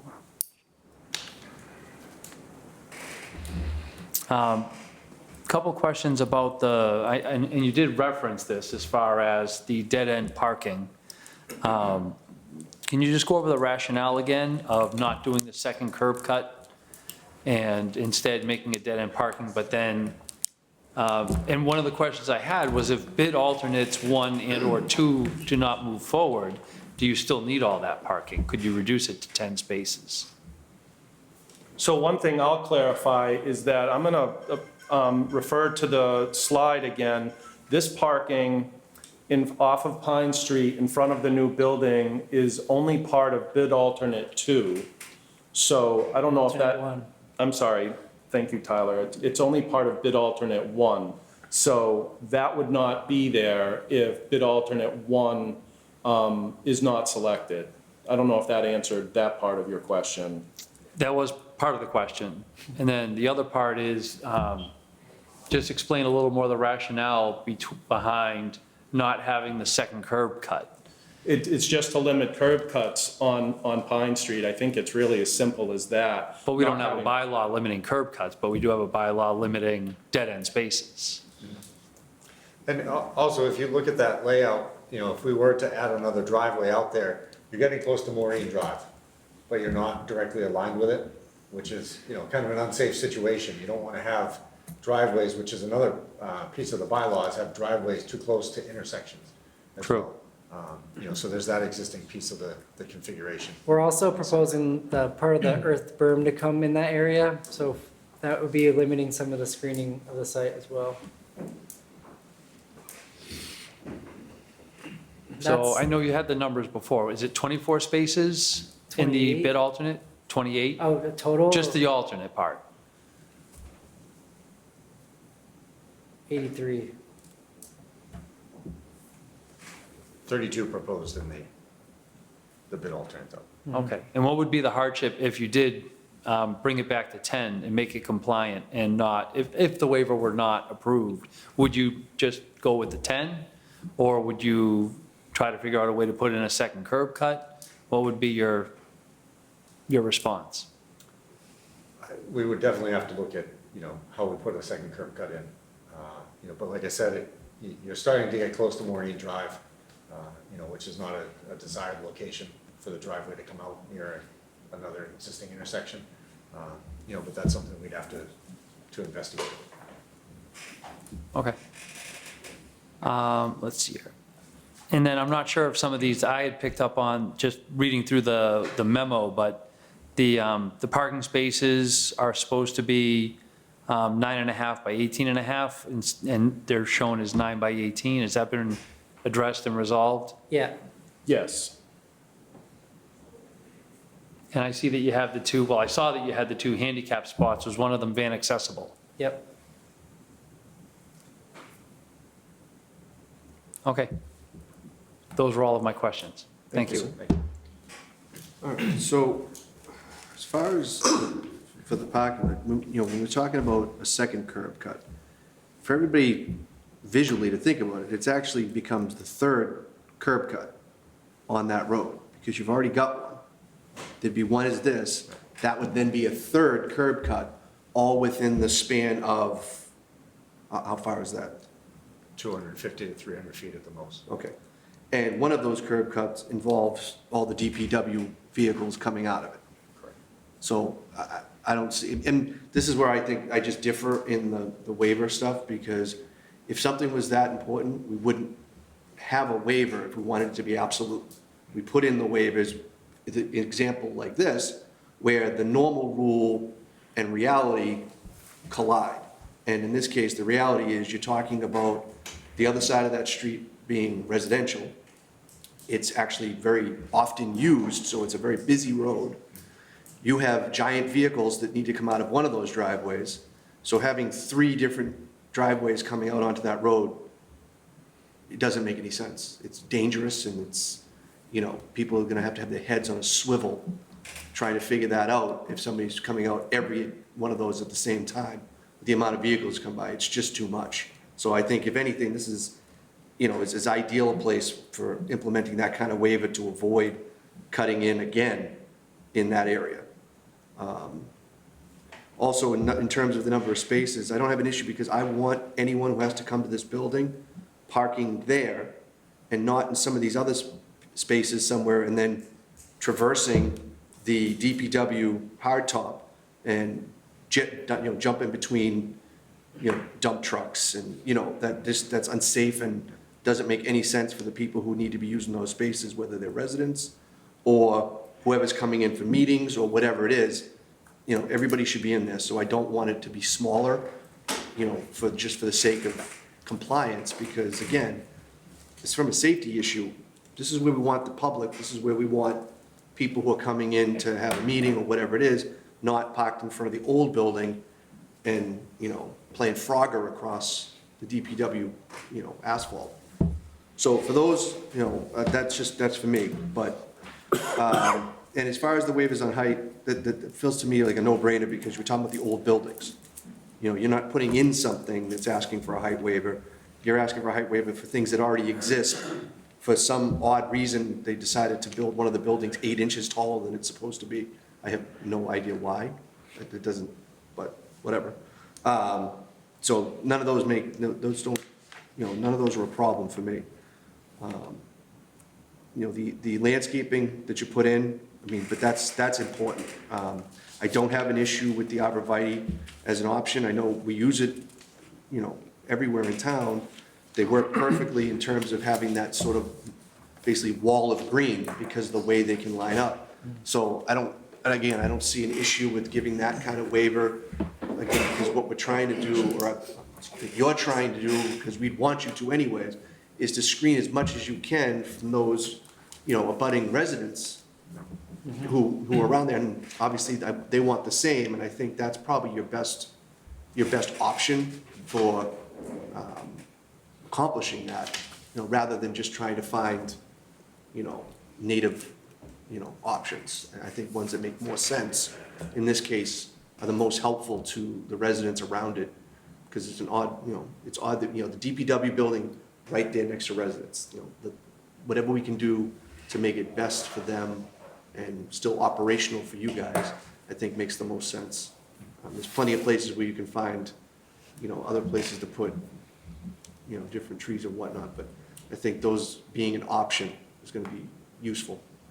Other than that, for what we have in front of us for now, I don't have anything else. So I'll open it up to the audience. Anyone in the audience with any questions, comments, or concerns? Once you get to the podium, if you just give your name and your address, the floor is yours. Suzanne Bradley from 260 Pine Street, and we're excited about the new concept.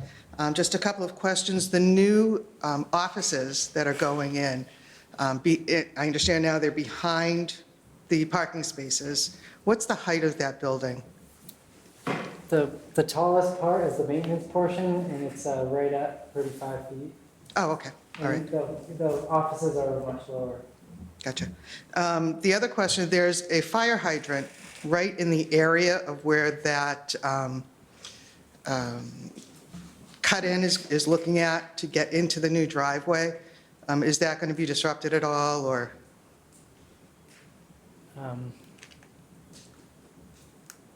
If it's in the way of the driveway, we'll work around it, But there'll be a fire hydrant there at some Yes, spot on that yes. location? correct. Okay. And the other thing I would just, as far as putting in a third cut, that where it would go is coming up from Pond Street. There's a hill right before Maureen Drive, and it's already a blind spot when you come up the hill. So I would argue against putting a curb there. Thank you. Thank you. Thank you. Anyone else in the audience, questions, comments, or concerns? Yeah, Richard Cuco, 73 Emerald Court. Because there's no guarantee of a variance, because you don't meet the statutory requirements unique to this site topography and so forth, wouldn't it make sense to, belt and suspenders, rezone this to municipal at the Maytown meeting, just in case? So you don't, I hate to see, I mean, it's good, everything's so well thought out. I hate to see all that go astray because somebody files an appeal on a variance, which is easy to file. They may not prevail, but it puts the project on hold for 2 years, and the way materials going up in costs, we don't want any delay. So I'm a belt and suspender kind of guy. You know, I be honest with you, Alex, I think we must have missed this in the zoning bylaw committee, why this wasn't zoned municipal, why it was zoned R40. It's, you know, it makes sense to have everything in one location, not to have the DPW garage here and another piece over there, like they used to have in Andover, which was a horror show. So it's just a suggestion. Sandra? I hear that suggestion. We got rid of the municipal district or municipal zoning as one of the districts and incorporated all of the existing buildings into their respective districts. Likewise, this building is a part of the town center district. The DPW is now part of R40. It's something that we can discuss very quickly before Friday. But it wasn't something that we had thought to do. I will, just to add a little bit of color to the pending ZBA application, it's that this building, as Mr. Cuco pointed out, throws the existing structures out of compliance because all accessory structures in any district have to be behind the front line of the principal structure, and they cannot exceed 20 feet, period. And as the Weston and Sampson noted, it's 20 feet 8 inches. So long story short is that we can talk about it. It wasn't a plan, though. Well, and I don't think it's necessarily, without merit, but to Mr. Cuco's point, you're gonna find out pretty quickly if this is an issue. I'm not sure we have the turnaround time to vet this out the way we probably should have, but in the event that things go poorly, we're not gonna have to probably wait around 2 years for it to sort itself out. We'll do it 6 months later at the following town meeting, I would think, if we're in that situation. I think we're a little tight for this Friday, you said? Yes, the warrant Yeah. closes February 17th. So I think maybe as a back pocket, you know, it's looming out there as, you know, if necessary. You know, we never know, that might even help the process, I don't know. But, you know, I think it's a consideration possibly a little further down the road. All right. Anyone else with any questions, comments, or concerns? Once, twice? All right, bring it back to the board. Anything else from the board members at this time? I'll set my numbers. Chair. All right, obviously, you know, started the process, you know, ways to go.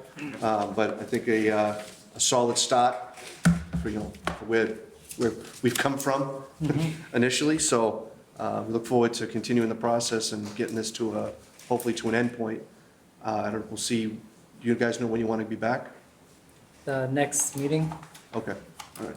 So with that, then, take a motion to continue to, what do I have, 7:20? So 7:20 on the 27th. Do I have a motion? So moved. A motion made, do I have a second? Second. Motion made and second, all those in favor signify by saying aye. Aye. All those opposed, motion carries. We'll see you guys on the 27th. Thank you. Thank you.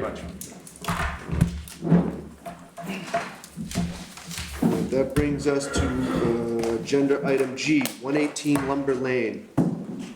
Special permit land disturbance permit continued from our last meeting.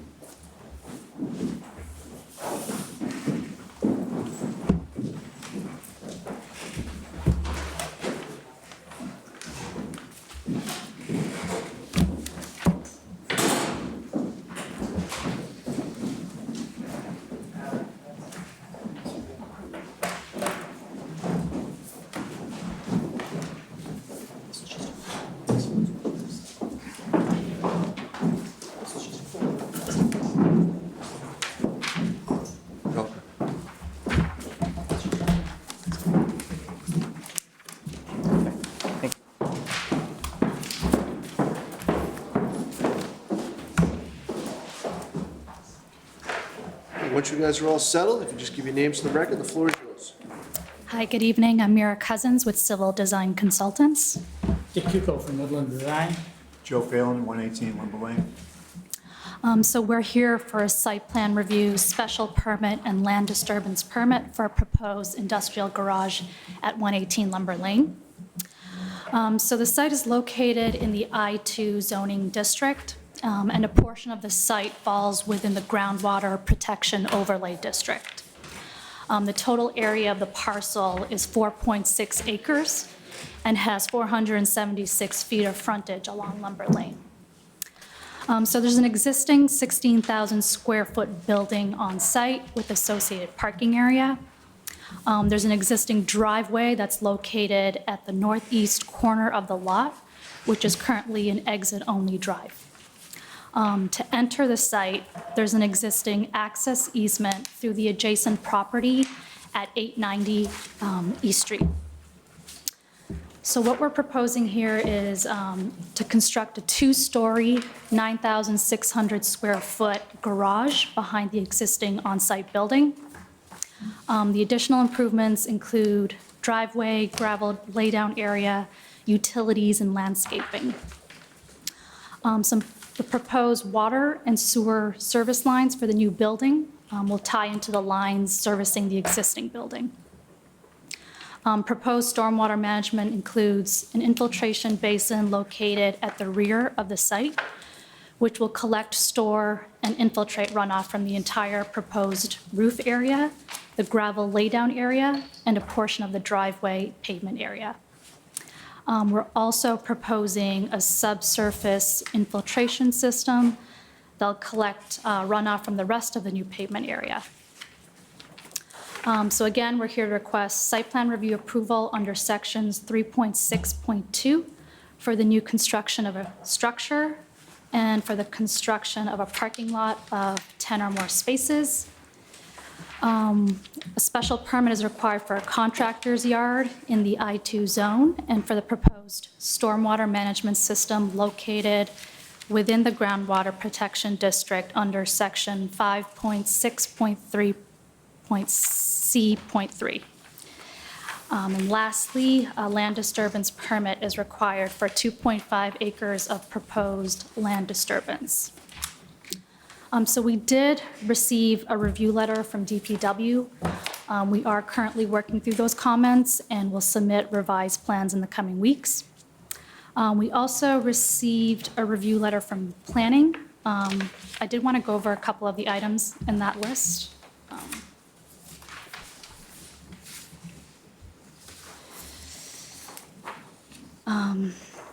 So number 5, section 6.1.11.c talks about no parking spaces located within 10 feet of a lot line. So our proposed parking isn't located within 10 feet of a lot line. So I don't know if that was just stating the bylaw or. I'd have to re-review the plans. I did it a couple of weeks ago. Okay. I mean, if it doesn't apply, then we won't worry about it. If Okay, it does, just then it's wanted gonna be one you're to gonna have clarify that, We yeah. just wanted- Request. If somebody saw something we didn't see. Yeah. Because sometimes you look at it too close and you, yeah. Okay. And then item number 6 talked about sidewalks are required within the site. I think, so we do have sidewalk between the building and the parking spaces. So again, wasn't sure if that was required or what exactly that was, but We'll check. I'd have to review. The, those are my well, two the questions. doors on the rear of the building, are those accessible to pedestrians at all? Those are bay doors, Mr. Chairman. I thought I saw some standard doors as well. Yeah, those are mostly, basically what happens is anybody who was coming to the building as like a visitor or somebody, they would park in the front area. The man doors that are on the back are for people who would be coming in with their, if they have to come into the bay doors, they also have to have a man door. You don't want to open up the Right. bay door just for that. But what I think, what we were thinking is that normally, if you had two buildings on a site, you'd have a sidewalk that would go from one to another because it would be a retail area or an office park or something like that. Here you have two separate and distinct uses. People wouldn't be frequenting from one to the other. It's not a high-traffic pedestrian area. To put a sidewalk between those two areas just seems to be not necessary for safety of pedestrians.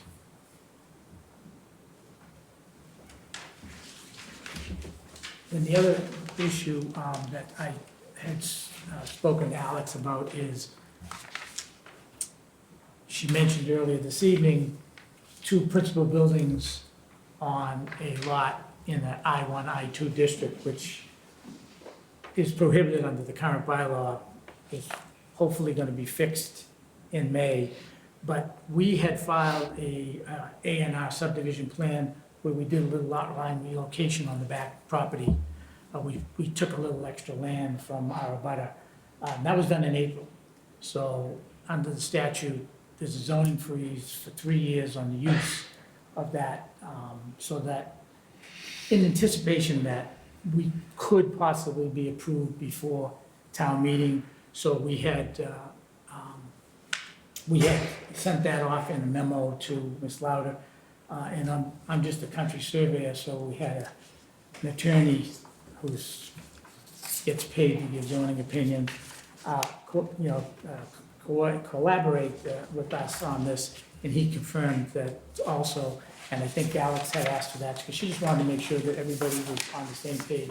So I think we're in pretty good shape with that.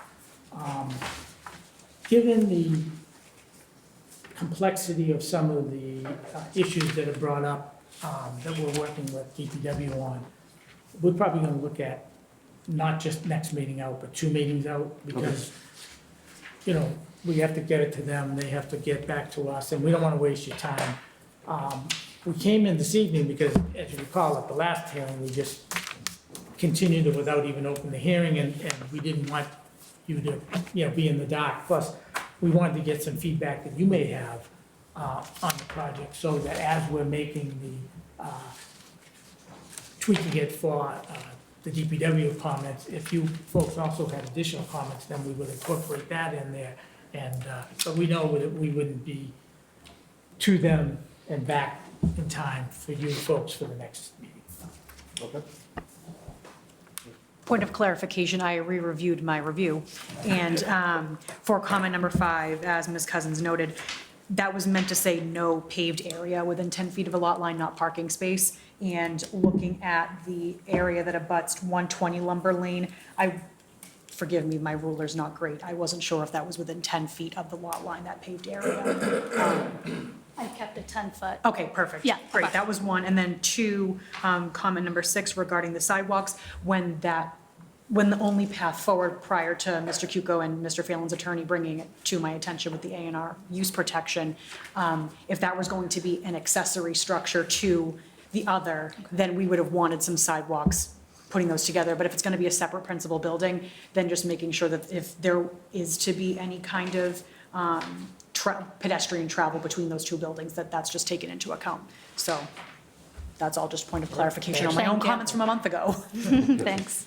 It was a while ago. Perfect. All right, so anything else at this point? That's it.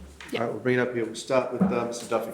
I don't have anything right now, I still have to get an understanding of everything here. Okay. Okay. Mr. Chairman. Did you have any comments on the request for a bike rack? Oh, yeah, we'll put one in. That's all I have, Mr. Chairman. Mr. Fowler. We're still It's a trying to popular we're still item. getting our arms around the bike rack thing, but we have to make it a standard template on the plans now. I'm all set. Mr. Vitalia. Just one question. Any potential tenants? Well, this is no, but Okay. but there is a need for it, and we know that we'll be able to fill the building up once we get, it'll help us do some of the jockeying too with the other building, because we have tenants that we have to bring over here and then put them over there. Right. So, no specific Yeah, tenant. that was my only concern. I know there's a lot of outstanding issues with the DPW and so forth and so on, so I'm sure we'll see you guys again. So, all set, thank you. So what, I presume 7 o'clock is available in 7:25. March? Oh, in March. They want to skip the next meeting and go 2 out. We do have one application already in for March 13th. So we'll make it 7:05? Sure. All right. All right, so I'll open it up to the audience, and then we'll take care of that, just in case. Anyone in the audience with any questions, comments, or concerns on this? Seeing none, I'll bring it back to the board.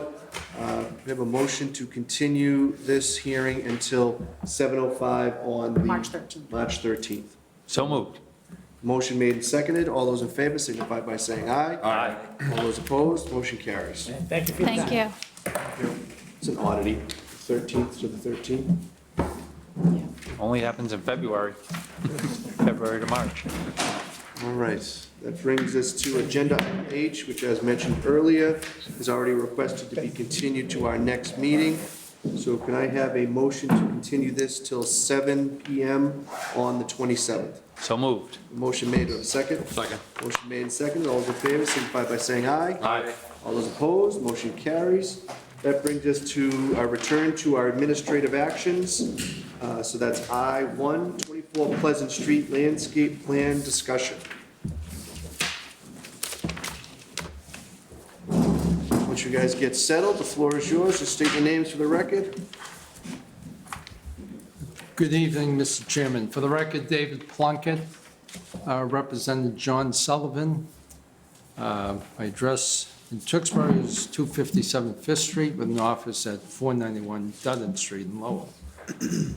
Mr. Chairman, we're here tonight in response to a request for information. This is with the Sycamore Hall development. And one of the trees that was at the location was taken down, and the intent was to, during the permitting, was reference to preserving the existing, preserving the trees that were there. The package I had sent to you indicated that at the time of starting with the site development, the contractor indicated that the tree wasn't the healthiest. And as they indicated in the letter, probably at that time, the best thing to do would have come to the board and say, hey, we have feedback that the tree isn't the healthiest tree, and we want to take it down. So what we're here today is to show what the intent is. I had submitted some pictures of the trees, but I think with the nature I of did the, print them. yeah, it's kind of muddy, so this might be more or less need for a little clearer, hopefully, in terms of. Here, he gave me 2 copies. Thank you. Yeah.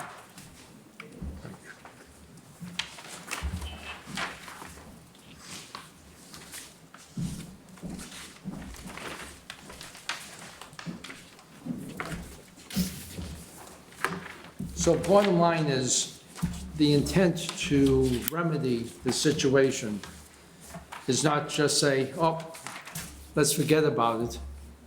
Is to come in and say, okay, we're planning on going forward with a mature sycamore tree.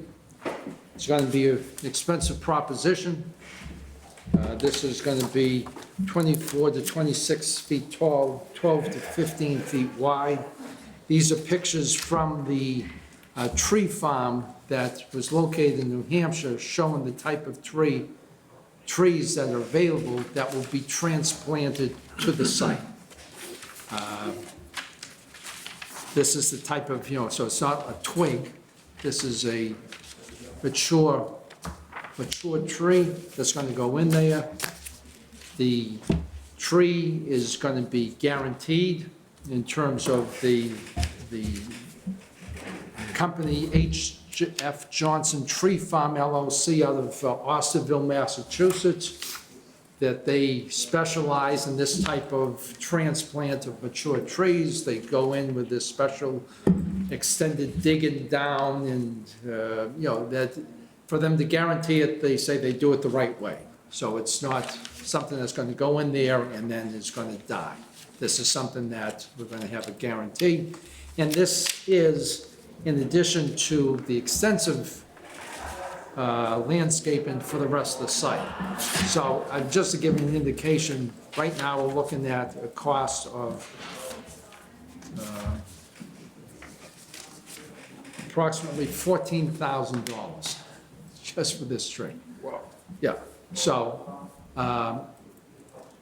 it would have been a lot easier to come in here and say, let's forget about it. And that's in addition to the other landscaping, which is approximately $60,000. So this is going to be a very intense landscaping effort. It's going to be a beautiful site. This tree will be intended to be replaced. It's going to be healthier. It's going to be longer living. And the tree farm indicates that this proposed sycamore tree replacement is going to be less prone to disease and resilient to drought and everything else. So John is going for the Cadillac of sycamore trees. And, again, in retrospect, we talked and said it probably would have been a lot cheaper to just come in and say, hey, we got a problem with the tree here, let's take it down. It's not going to last long anyways, so let's, can we make a change? So that's not the way John wants to work on this. The proximity, this is the center of the town.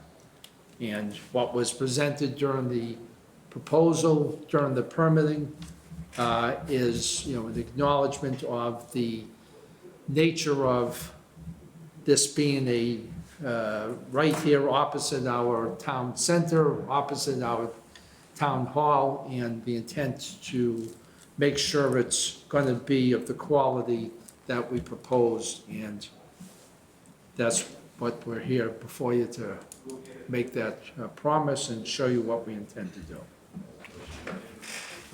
Before I open it up, just one question. When would you be looking to put it in? We'd like to do that during the landscaping, which is one of the final parts of this development. All right. We'll start with Mr. Duffy. So I'm looking at a plan here, Alex, maybe you can, so there's only one tree that we're talking about. Which one were we talking about here? The one right on Main Street side here? Yes. Or the one that's inbound a little bit towards the house? So just for everyone's benefit, Mr. Duffy is pointing to the originally approved landscape plan that showed 2 large trees, one that was in the proposed footprint of the building that was meant to be removed, and the one along Main Street that was not originally meant to be removed. So the one closer to Main Street is the one we're talking about.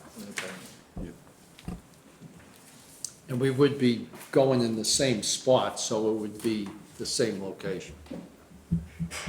And I know you said you talked to an arborist from New Hampshire and so on and so forth. Did he provide you, other than those pictures, any type of documentation on what the plan would be for replanting, best time of year to replant? You know, whatever it is that makes it drought and insect resistant. In other words, some documentation on the tree that's going back in there. I mean, I guess, one of the rules of thumb is the cost is indicative of the nature of the value of what you're supposed to be getting. So he's going to guarantee it. There is we can send you, because he talks about he overdigs the Root ball. ball Yeah, no, area. I've seen all that. Yeah. I've seen all that happen. Yeah. I'm just thinking that it would be nice if we had something, something to show the board that, okay, here's what we probably should have came to the board and with some documentation that this tree isn't gonna survive. We didn't do that, so now we wanna do the right thing and replant the tree, and I think that's great. But I think if we had a little bit of documentation on that, I would feel pretty good about that. All right, well, here's one of the letters from H.F. Johnson. When we install the trees, we overdig and remove the soil since rough would leave on site, set the trees, move 60% of the wire basket back, fill with a permeable compost plant and mix fertilizer with 444 starter fertilizer with my colleagues. I understand that. I really don't need, I don't need you to read me the whole Bible. I would be very happy if you would have provided Or I can a submit plan this if you want. with some documentation Yeah. from the guy the company that's gonna be providing the tree. All right. With some detail. Sure. And some specifications and so Yeah. forth. All right? Yeah, all set. Thank you. Mr. Fowler. Thank you. I am sure the gentleman, the people that told you the condition of the original tree, are they the ones that are going to be helping you select and plant the new tree? No, but this is coming from this company out of Osterville, Mass. They were not involved with the removal of the first. You're paying the bill, and I'm sure that you don't want to do it twice. So I would expect that you're going to do it the right way, you're going to have the right people do it, and I'm not going to beat you up on this. You came to us, told us what you had to do. Maybe you forgot one step, but that's all right. We all do that. But I'm looking forward to seeing it come to fruition. And I like that. Thank you. Mr. Vitale. Thank you, Mr. Chairman. It's an unfortunate thing about the tree having to come down. I received a number of phone calls from people, what happened to the tree and so forth and so on. And, and I know you guys are both, respectable gentlemen, and I anticipate the tree going back the way it should go. Unfortunately, the view of the town center will probably be altered because the tree is gone. And by the time it matures, who knows when that would be. I'm sure that tree had to be over 100 years old probably. I know I'm guessing, but just, I want to thank you guys both for coming in to make the issue that was done correct. And I look forward to seeing it, installed and completion and making the town center a little more attractive than without the tree, so. And with the height of the tree that we're talking about going in, this, again, we're talking 24 feet in height. And I can send, through the office, I'll send some more detail in terms of what That would be wonderful, thank you. the nature of, because they have details in terms of, there's a straight American sycamore, which is not that good actually for this area, and it's more prevalent in this area, and this is a mix with I forget the different strains, so it's again, to the point of being more resistant, more disease resistant, and it shows the growth rate and things of that sort. But it's gonna start off, it's gonna be, it's not a little Tiny, stick right.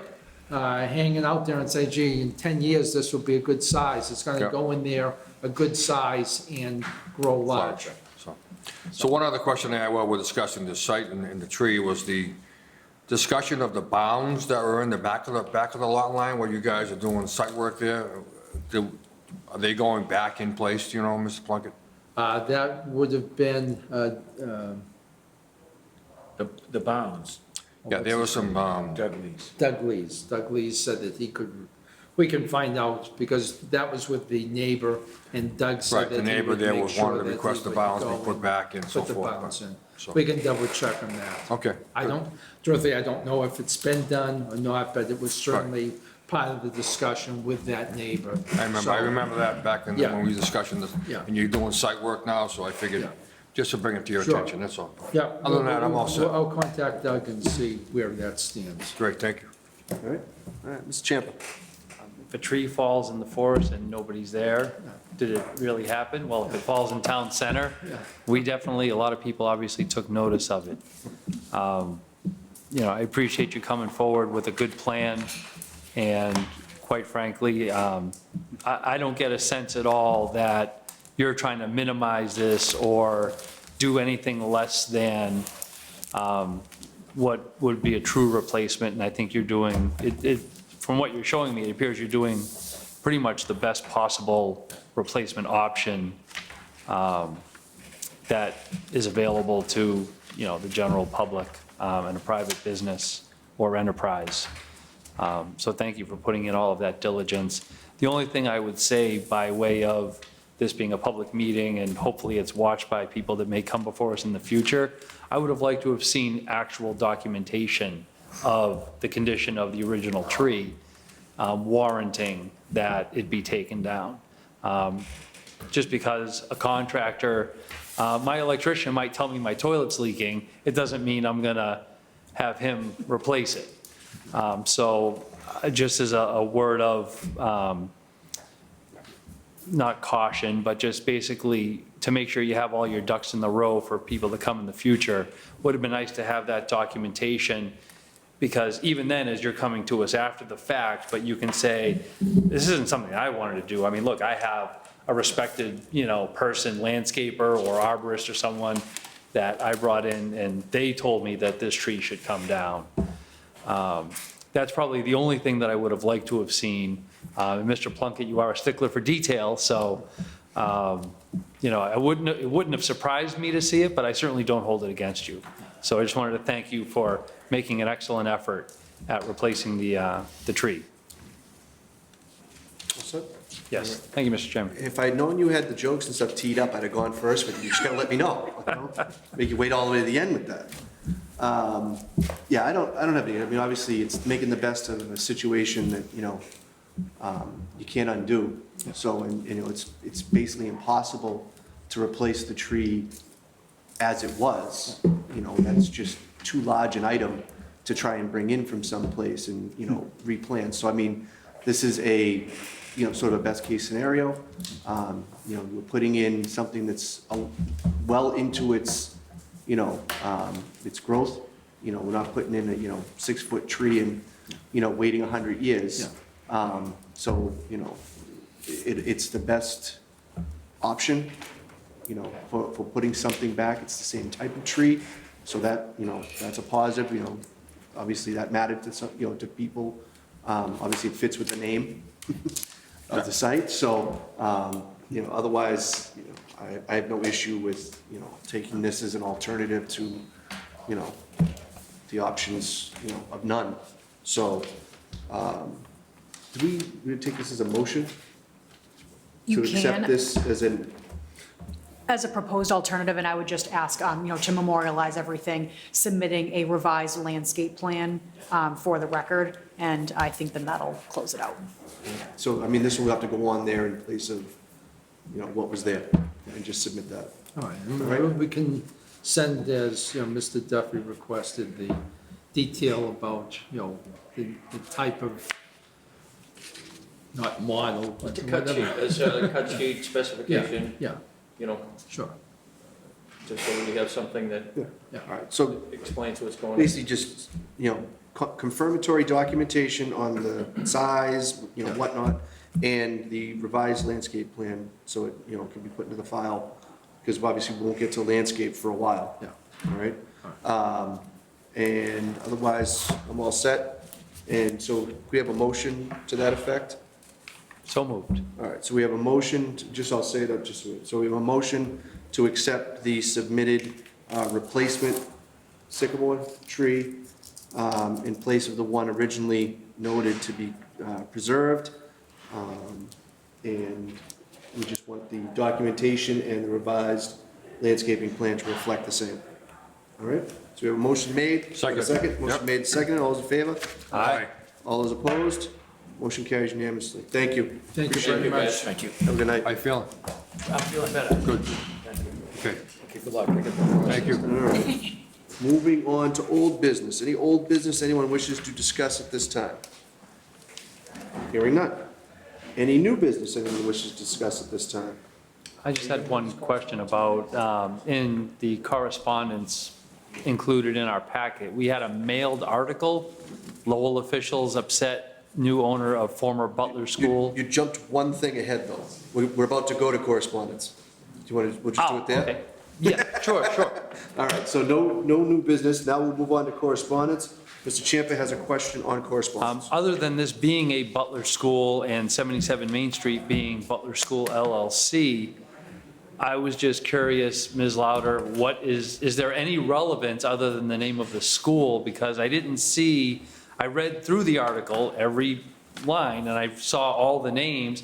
I don't see any of those names in our packet for the people involved with 770 Main Street. So I was just curious.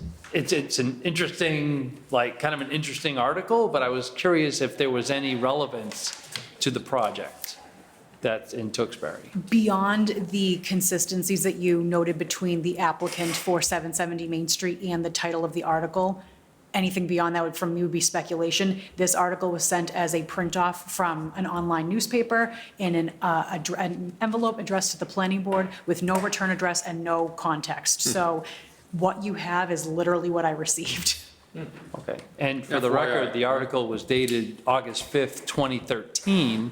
Yes. So I'm just trying to figure out, are they saying that the Butler School franchise doesn't do its due diligence and potentially our new owners Yeah, are? there's your problem, though, and I think that's to what Ms. Lauder was just pointing out. When you get things sent in anonymously with no detail, no context, whatever, and then we have to speculate onto why someone wanted to send it to us, then we start going round and round. I mean, Right. if we have it, we can make note of it. If in the future we find ourselves in a situation where it becomes relevant, I suppose, we know about it. But as I think the article points out, even the decisions made in Lowell likely would not have necessarily gone over that or been something they would have been able to consider in their decision. I suspect we'd be in the same situation should it come before us.